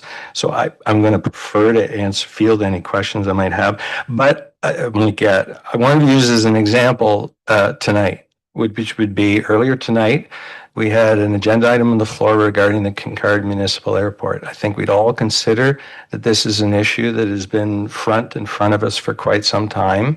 And we'd really like to keep eyes on progress towards achieving a resolution. So what it might have looked like tonight would have been Councillor Steinhoff Gray might have said, I move that the council direct staff to prepare an RFP for the operation of maintenance for public-private partnership for the operation maintenance of the Kincardine Airport and present it to council for its consideration, and would follow that if it got passed with another motion that this particular resolution be added to the council priority resolution list in the agenda. I don't anticipate this is a long list. I could imagine at any given point in time, there might be no more than 5 items that are on the list. And the ones that I could envision typically might be ones with longer durations where it's very easy to get caught up in the rhythm of weekly meetings and lose tracks of some bigger picture items until, lo and behold, we get it in the face of us again on an agenda. I think I'll stop there and hear what my colleagues have to say. Questions, comments? Councillor Williams, please. Thank you, through you. I certainly support the opportunity to to do something where we're having actions, an action list kind of tracked. I just had a couple of questions for Councillor Hinchberger. Just want to clarify. So would we have to specifically, if I can ask them one at a time or all together, but do we have to specifically ask to add it to the list when You could do it one-on-one. Okay, I would say the answer is you'll have to get a resolution of council to get it on, because this is council's meeting, it's not a councillor meeting, and therefore everything that ends up on the list has to be determined by council, which would be a majority vote. Okay, first question. I think it's a really great tool for transparency, for tracking and transparency. I think it's critical, and for knowledge transfer as we look at us heading into like the near end of our term and a new council starting. What was the rationale for starting with like a clean slate rather than backing to the beginning of this term? Thank you, three. Honestly, one of them, I considered the probability of success in passing this resolution to decline precipitously when we got into that sort of thing. So I thought best to start with a fresh slate. I'd like to pick up on your point about turnover. That essentially is turnover. And there is an example, for instance, the county of or municipality of Clarington, that's a member of the Canadian Association of Nuclear House Communities. They have a requirement in there such as that. In it as well, where it originated was their current term of council. At the beginning of their term, they directed staff to provide a report on all outstanding, on a set of resolutions that they had inherited from the previous term. So they were already thinking that would have been nice to have for them. And going forward, it would be facilitate handover to the incoming term of council. And in some cases, the incoming term, it kind of reaffirmed a resolution that had picked up from the previous council. And in other cases, it actually rescinded some of them. So it at least provides a slate that the incoming term can process with. Further questions? Councillor Stewart, please. Thank you. I agree with my fellow councillor across the table here, but I also worry about how many of these bylaws are going to be put on this procedural. I mean, certain bylaws, they come and go and they're very quick. So if I decided to support this, I would say that, to be honest with you, we'd only keep 3 on at the top. You know, we got to really start to prioritize. Like when I look at the list of all the motions that we have done the last 2 or 3 years, I mean, you know, half of them you could probably just dispose of.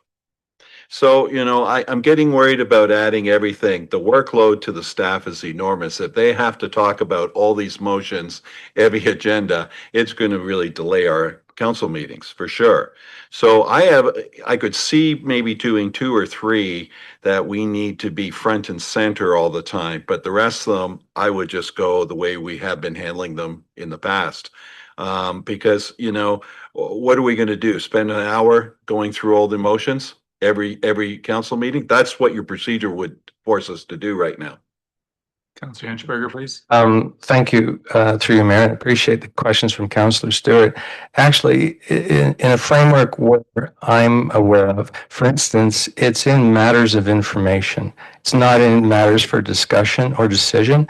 And in a place where I would be used to is you have a list like this, and in many cases, if there's no change, that's the report out, no change. So if nothing changes from week to week, there is no report. The other part to the number on it, that's why I actually, you know, it's what I wanted originally. I apologize if I didn't communicate, was to start with a clean slate. So ultimately, whether it's on, what's on it or not, is not up to any one of us. It's up to us as a body. So in some ways, that provides a council can have as few items on it as it wants or as many as it wants. Councillor Pranger, please. Thank you. Through you, Chair.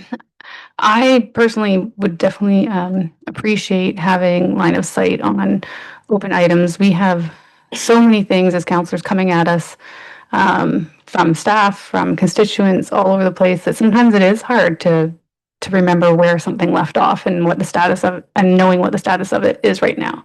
And part of good governance is oversight. Governance does not stop at policy creation and you move on and never look at it again. Governance is ensuring that things continue on track and that when there's risks involved, you are aware of them and you can help mitigate those risks or make decisions when new issues come up that maybe we change our mind. In order to do that, you have to know the current status of things. Personally, I think this will be a great exercise. And I am fully in support of this. Response, Councillor Hinchberger. Thank you, Mayor. There wasn't a question in there, but I made one up on my own. One advantages it also has in there, and if I use the Clarington example, there's a section in their report where it actually is entitled, this is a conversation I had with you, Your Honor, about the strategic plan. And it kind of asked the question in there about, are these items related to the strategic plan? And I think all of us, we're kind of operating in a bit of limbo when it comes to strategic planning right now. Are we in integrated strategy 2.0? Are we nowhere? Because we didn't enter the strategic planning process and yet didn't finish it. So in some ways, I'm envisioning also some of these items on there are the bigger picture items that it will effectively function essentially as a backstop to a strategic plan, and especially so if you don't actually, I guess, from some people's perspective, have one currently. So, thanks. Councillor Kavanagh, you had a question? Thank you very much. My question isn't for Councillor Hinchberger, but rather through you to Legislative Services. Every time a request comes forward from council, be it a report or something, there's always a demand on staff time and capacity. In your opinion, what additional requirement would this put on your, say, biweekly workload? Whether it's yourself or CAO, can you offer comment on that, please? Through you, I don't think that the clerk has had the opportunity to view the amended approach, which she offered with the original. It would take at least a couple of hours a week to pull and track and document for Legislative Services time. So it's one of those directly relatable time things. The more items you have on the list, the more time, the more departments you got to connect, the more managers you got to connect. So it is the longer the list, the longer the time, whatever that time is. From my perspective, Councillor Steinhoff Gray, please. Thank you through your chair. I am fully in support of this amendment for a number of different reasons. One, I do think it is a great way of organizing information, not just for us, but also the staff and the public, because it shows them that we're actually moving the needle in certain items. Sometimes we get the benefit of the emails going back and forth that are not necessarily public facing between members of council and staff. So I like that for important motions that are on the table, we have a tracking mechanism like peer safety, for example. That would have been great to see how we're progressing with the motion and the items that were on there. And the fact that it's included for under matters for information means if we need to pull something at some point in time, we can bring that gravity to the situation.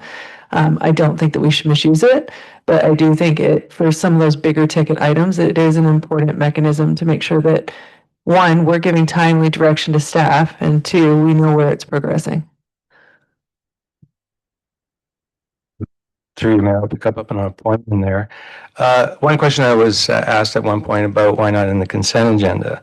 If you look at our procedural bylaw, the contents of the consent agenda are at the discretion of the clerk.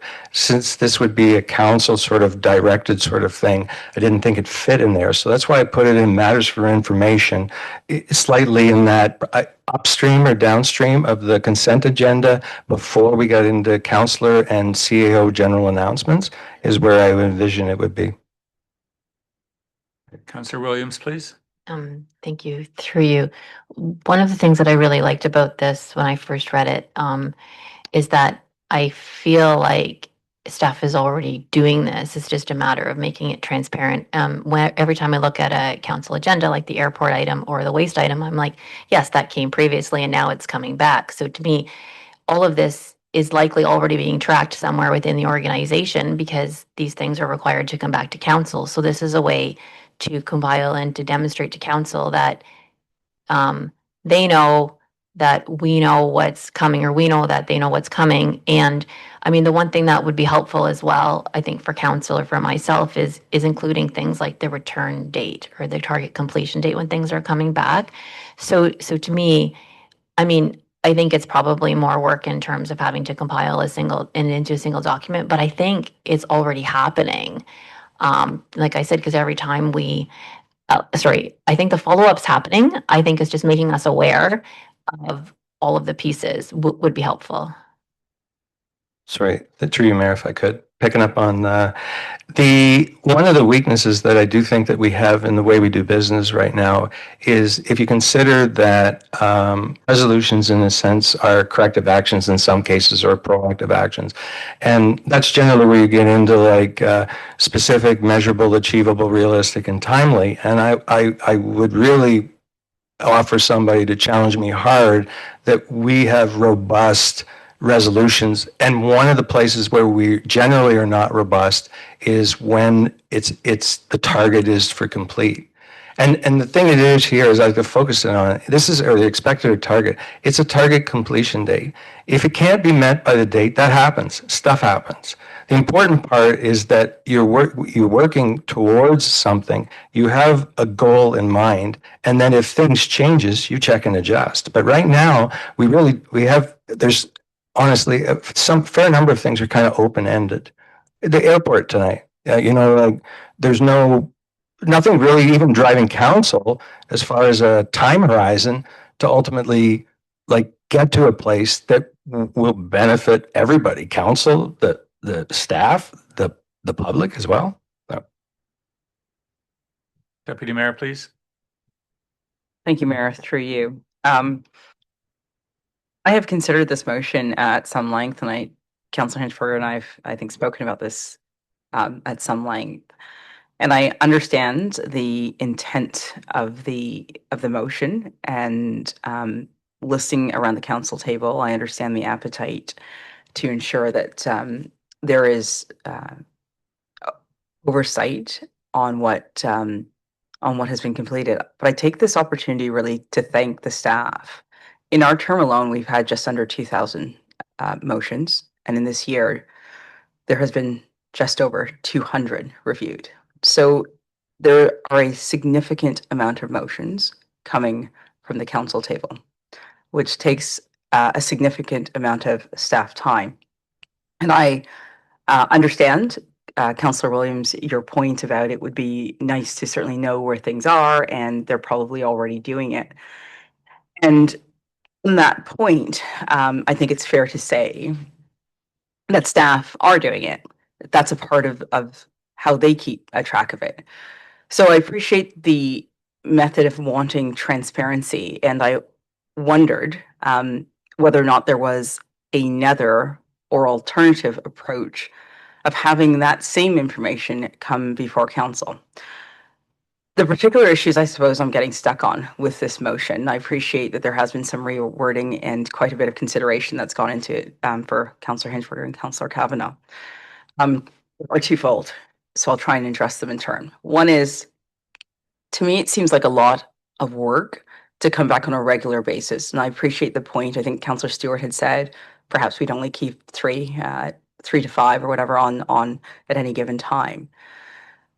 However, there's a part of me that wonders if it would be more effective and efficient, both for staff time and for us as a council, as a body on a whole, if there are high priority items, and Councillor Hinchberger, you referred, for instance, the airport. Part of our role is going to be having is to craft motions in a way where we perhaps set that target date. And that's a fair point, Councillor Hinchberger, that you mentioned that there is no target date on that. But it seems to me that if the motions are crafted in a way that is precise with the intent and the expectation, and that can only be done through liaising, presumably, with staff to a certain extent, and maybe it comes back in somewhat of phases, that we at that point ask for the information to be drawn and brought for an update.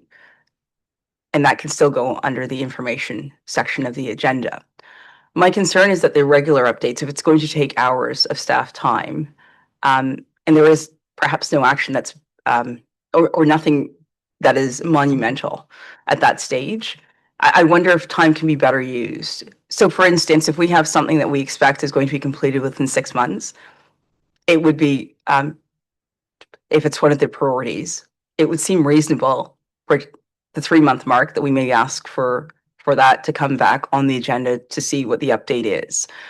But I think just to a reoccurring basis, have this, I don't know that it necessarily achieves what you want it to or hope for it to achieve in the most effective and efficient manner. I think there are other ways to do it that lessen the workload on the staff. And one of the key factors that we have heard repeatedly throughout our term are the limits of staff currently.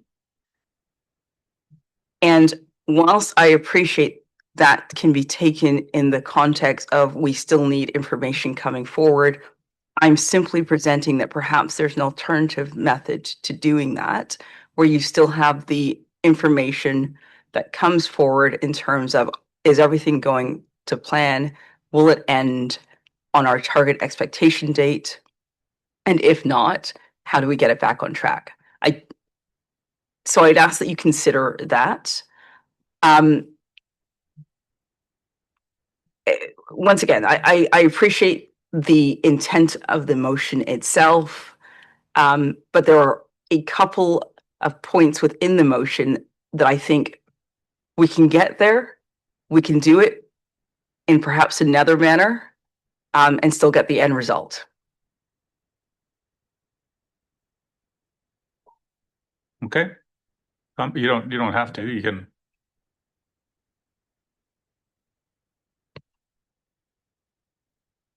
We'll go to the next question.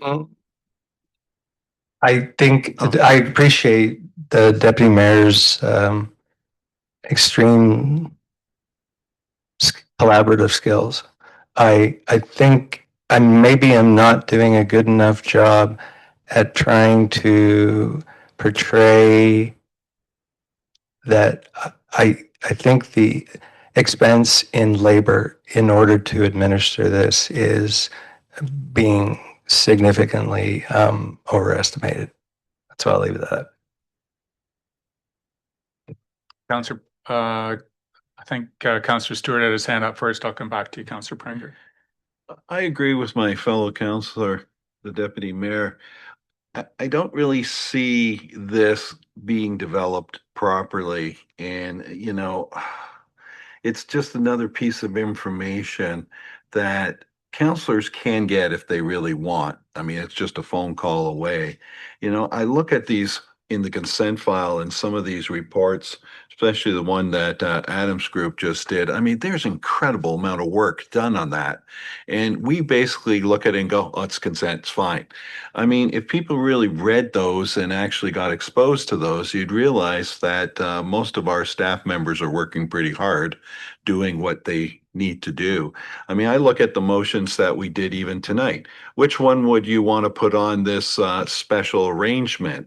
Is it the blue box? I don't even know what's going on with the blue box. It's still so far up in the air that we gave some direction that we're going to go with option one, but nobody really knows where we're going with it. So, you know, does that come every week or every 2 weeks? And we sort of say, well, they're still working on it. They're still working on it. Does it have priority? What would you put blue box priority? Would you put it 1, 2, or 3?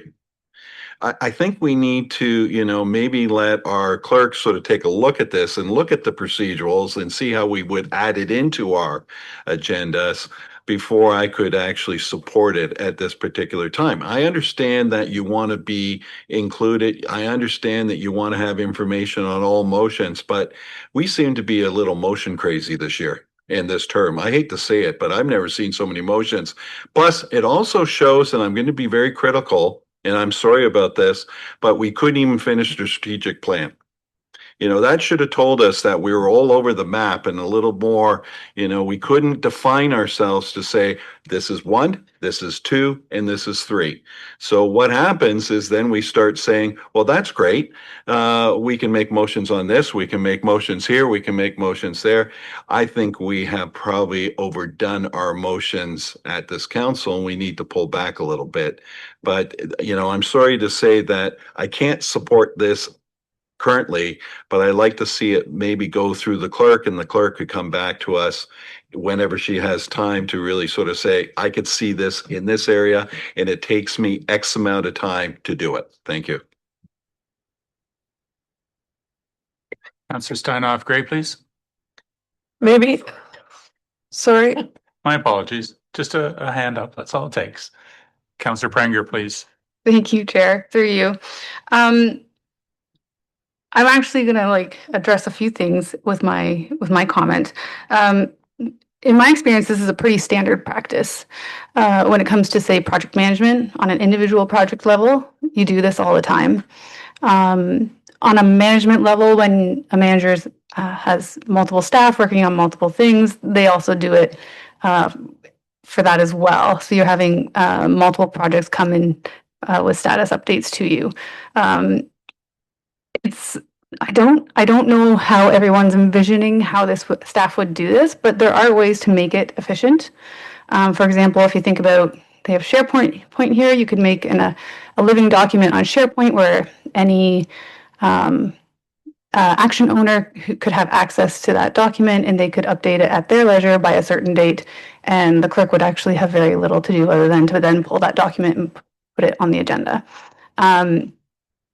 Having done this personally, updating senior leadership weekly on things, being a person who actually designed this in a department, a governance and oversight department in the past, and worked on managing deliverables based on these updates, I can tell you how important it is. And with the way I see it, it's not all motions. It would be absolutely unreasonable to ask for every single motion we make to be on this list.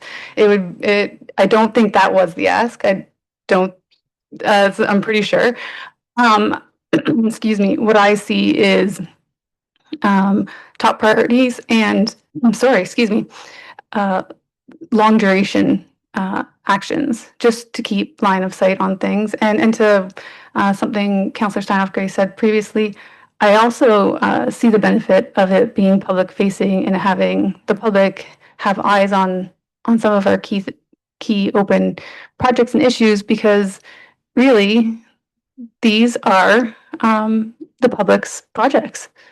This is their town, this is their money that's paying for them, and I think everyone has the right to know where we're at on certain things. It's just openness and transparency. Thank you, Through you, Mayor. I think there's been some robust and fulsome and discussion. I'd like to call the vote, and I'd like the vote to be recorded, please. We can, but not every councillor has spoken yet, so we will. No, me. Before the opportunity. Me. You're on the chair, and so if you'd like to speak, you really need to vacate the chair because you're entering the debate. If I may, I'd like to ask a question to clarify. Summarize. Thank you. Who has everyone spoken? Procedurally, councillor has the right to do that. So if you could just clarify for me. In regards to governance, one of our council goals is to recruit and retain skilled professionals to work in the administration of our municipality, and I'm wondering how the proposed procedural amendment would support that goal, which is in the integrated strategy. Considering that the proposal could easily be construed, even if it's not the intention of the motion itself. Considering that the proposed proposal could easily be construed as Councillor Prenger said, is very public facing. It's an ongoing critique or evaluation of the municipal staff's work performance. How does that support the recruitment and retention of our skilled professionals, please? Thank you, Through Mayor. As a state for the record, I think you're crossing a bit of a line and actually being into the debate, but that's fair. We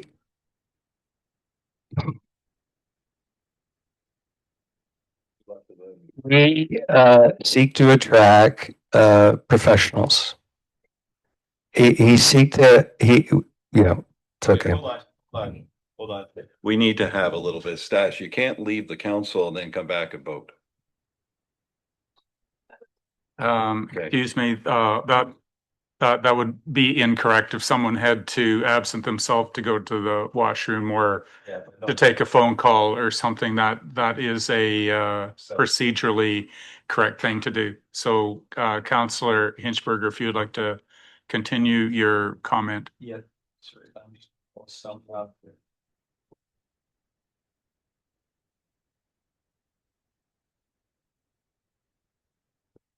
Thank you, Mayor.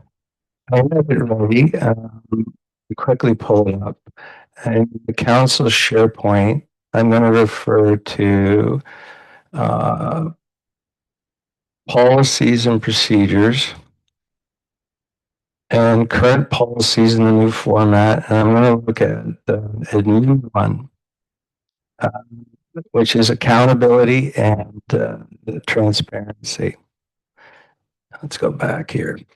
Anyways, it espoused the number of values that the municipality aspires to, and that would be both council staff regarding to do accountability and transparency. I would expect that we would be looking to secure that top professionals that would be looking to work in a municipality like ours would be lining up in order to fulfill those sorts of values. And I'm going to borrow on Councillor Prenger's comments in here. This is the type of stuff that's leadership and management 101. So I think that in many cases, it is leadership and management in 101. You work in an environment, and I'm trying not to get to it's like the sense is that this is entirely a staff-facing thing. It's a council-facing thing. We're in this all together. So there's expectations. I'm not usually building on expectations that don't already exist in our policies. We talk about wanting to promote and continually approve. on the accountability and transparency of the municipality, including council and staff. And so I guess my question would be is, do we believe in that, or just words that we put on a page to satisfy a municipal requirement to have such a policy that talks about it? No, actually, no, yes. I was rhetorical, thank you. Now I'd actually like to, if you're finished, I'd like to call. Thank you. Recorded vote, Deputy Clerk, please. Okay. So the, Councillor Hinchberger has, so if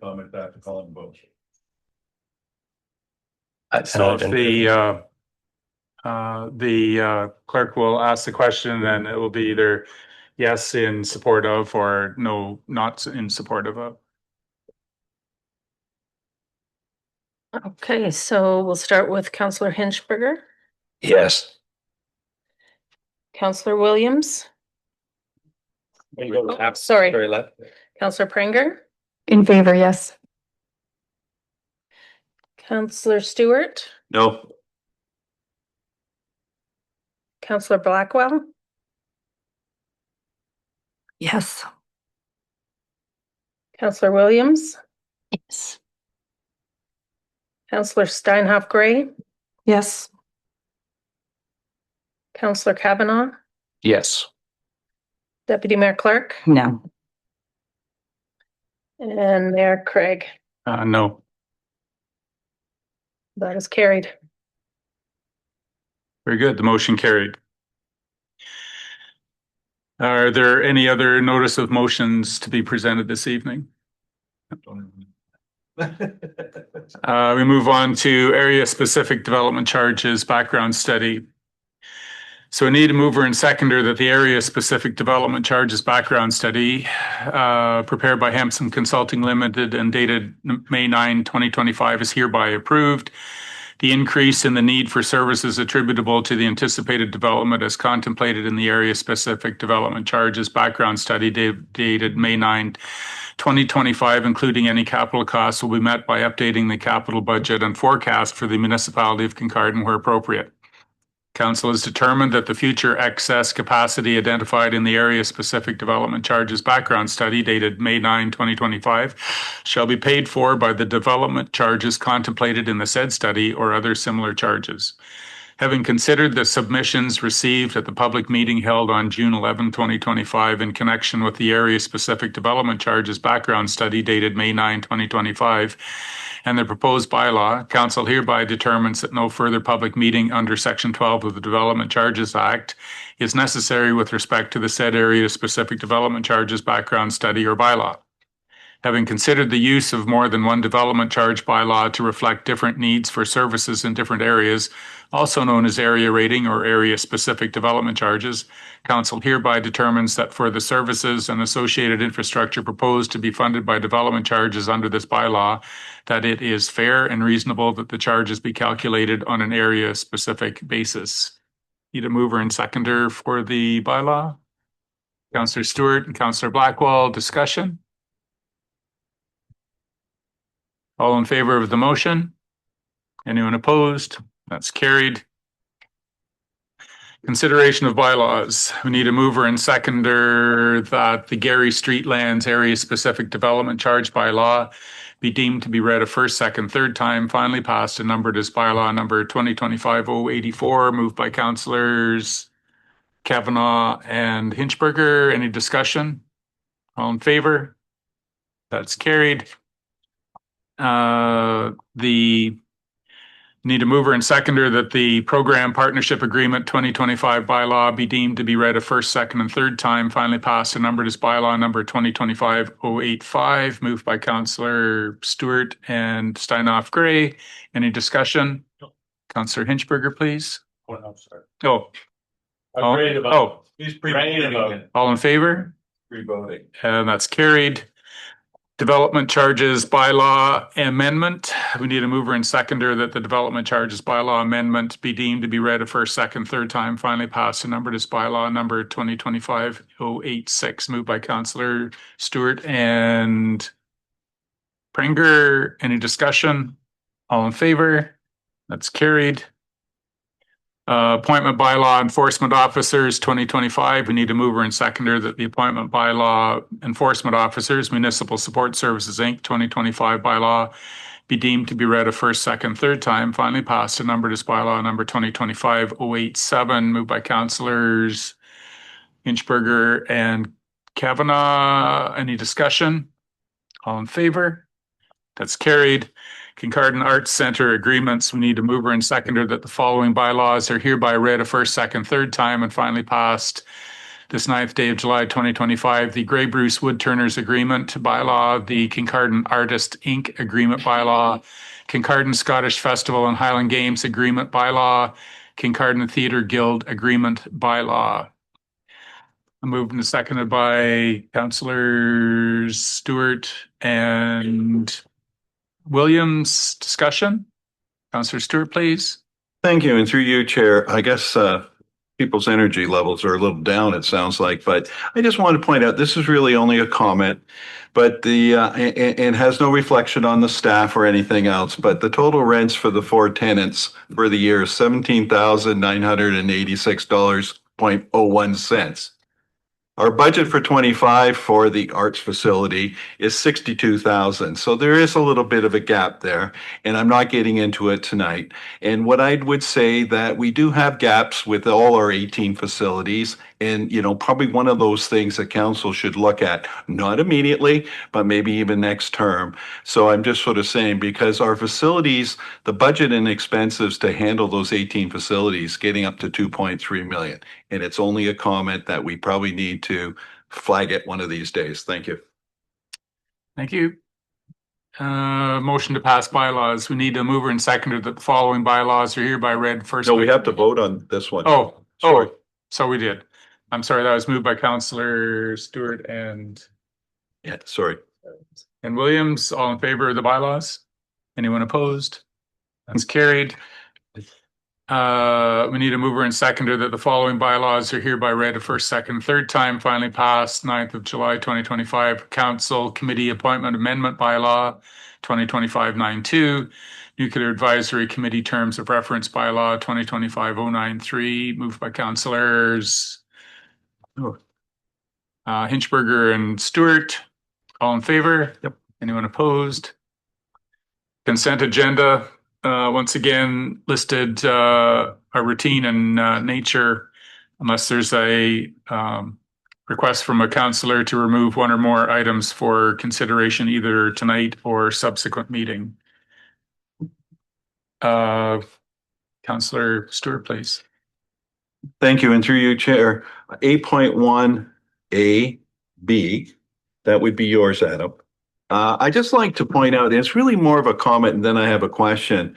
There's an incredible amount of information on these reports.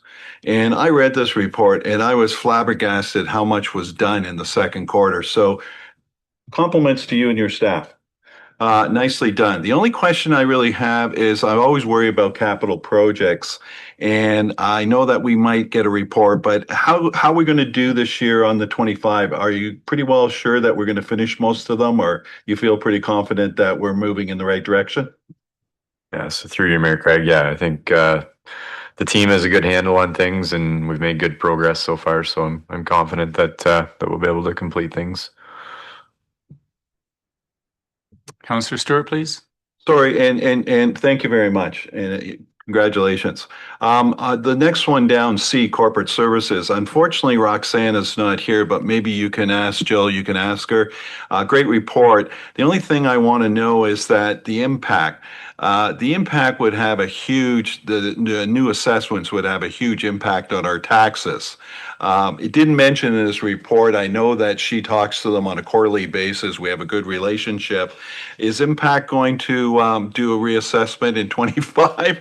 Okay, thank you. That's the only answer I need. Thank you. Councillor Williams, please. Thank you. 8.1G, I just wanted, South Bruce Detachment Board, I just wanted to mention to council that they will be coming to do a delegation of their 2024 update in August on this, just for awareness. And I would like to highlight 8.1 BF, Senator Rob Black, critical ground. One of our primary industries in the municipality of Kincardine is agriculture, $100 million business. And we just expect that the dirt is always there, but he's just drawing attention to the critical value of dirt to our economy. It's kind of interesting read.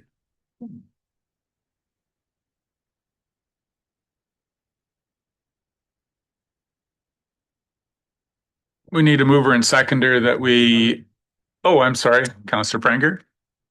I never seem to put my hand up high enough. We'll practice after, okay? 0.1AA, removal of hazardous trees.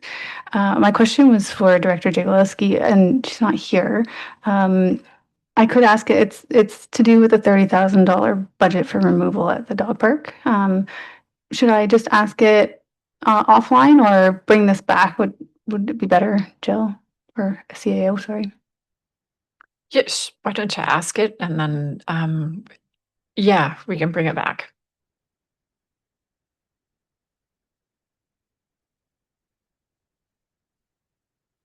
Sorry, I thought you meant ask it offline, like email her, and then we could bring it back if we need to. I want clarification if that 30,000 was spent on a contractor coming in to do it, or was that an in-house staff? And is there a breakdown anywhere of exactly how that 30,000 was spent?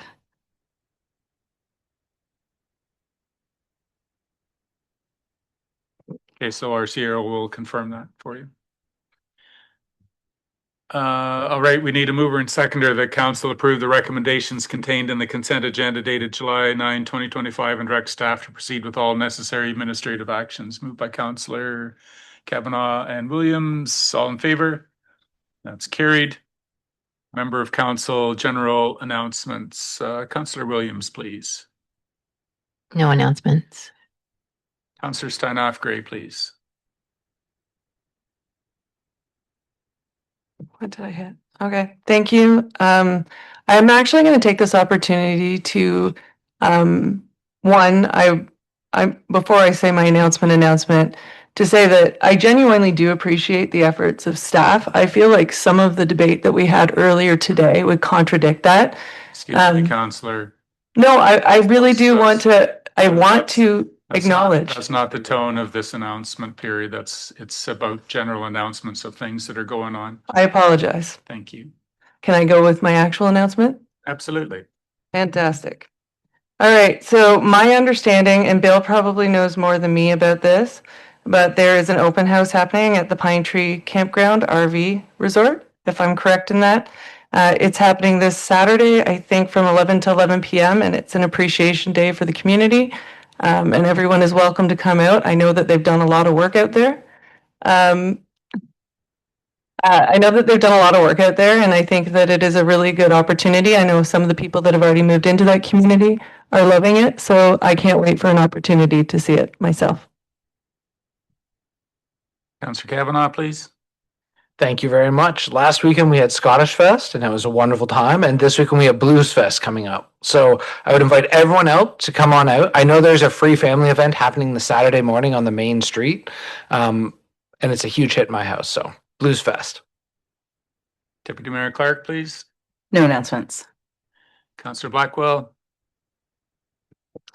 Thank you. Through you, Charlie would like to say that he's loving our summer camp program. So they had agility dogs there today and it was quite the hit. So I just want to acknowledge all of our summer staff that have come online.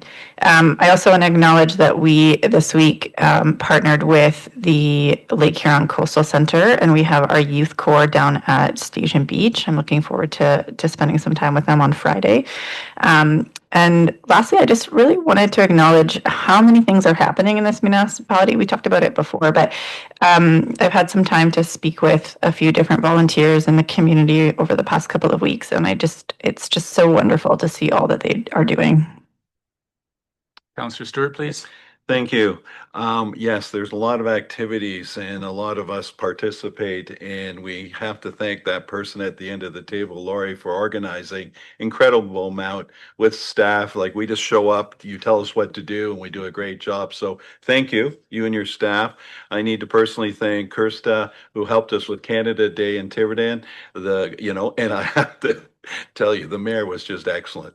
He got all wet and everything. So the grand opening of the splash pad was a huge success, and thank you very much for being there and being such a sport about it. And then we also had the movie night and everything else. And as my fellow counselor, we're doing it all over again at the open house at the Pine Tree. It's live music. The Lions group will be having a barbecue between 4 and 7. There's a bouncy castle. There's miniature golf. There's all sorts of things. So if you have some time this Saturday, come out and join us. It's supposed to be a nice day. So thank you, Lori, and your staff for putting on a lot of events very quickly. Councillor Pranger. No announcements. Councillor Inchberger, please. Just one for myself. As part of the budget conversation within council and within the community, the first budget information meeting and community consultation is next Wednesday, July 16 at the Davidson Center between 4 and 7. So anyone is welcome to come. There's a short presentation to begin at the start of it, and then it's kind of a come and go, ask questions, provide input, offer suggestions, good, bad, or otherwise. CAO, please. No announcements.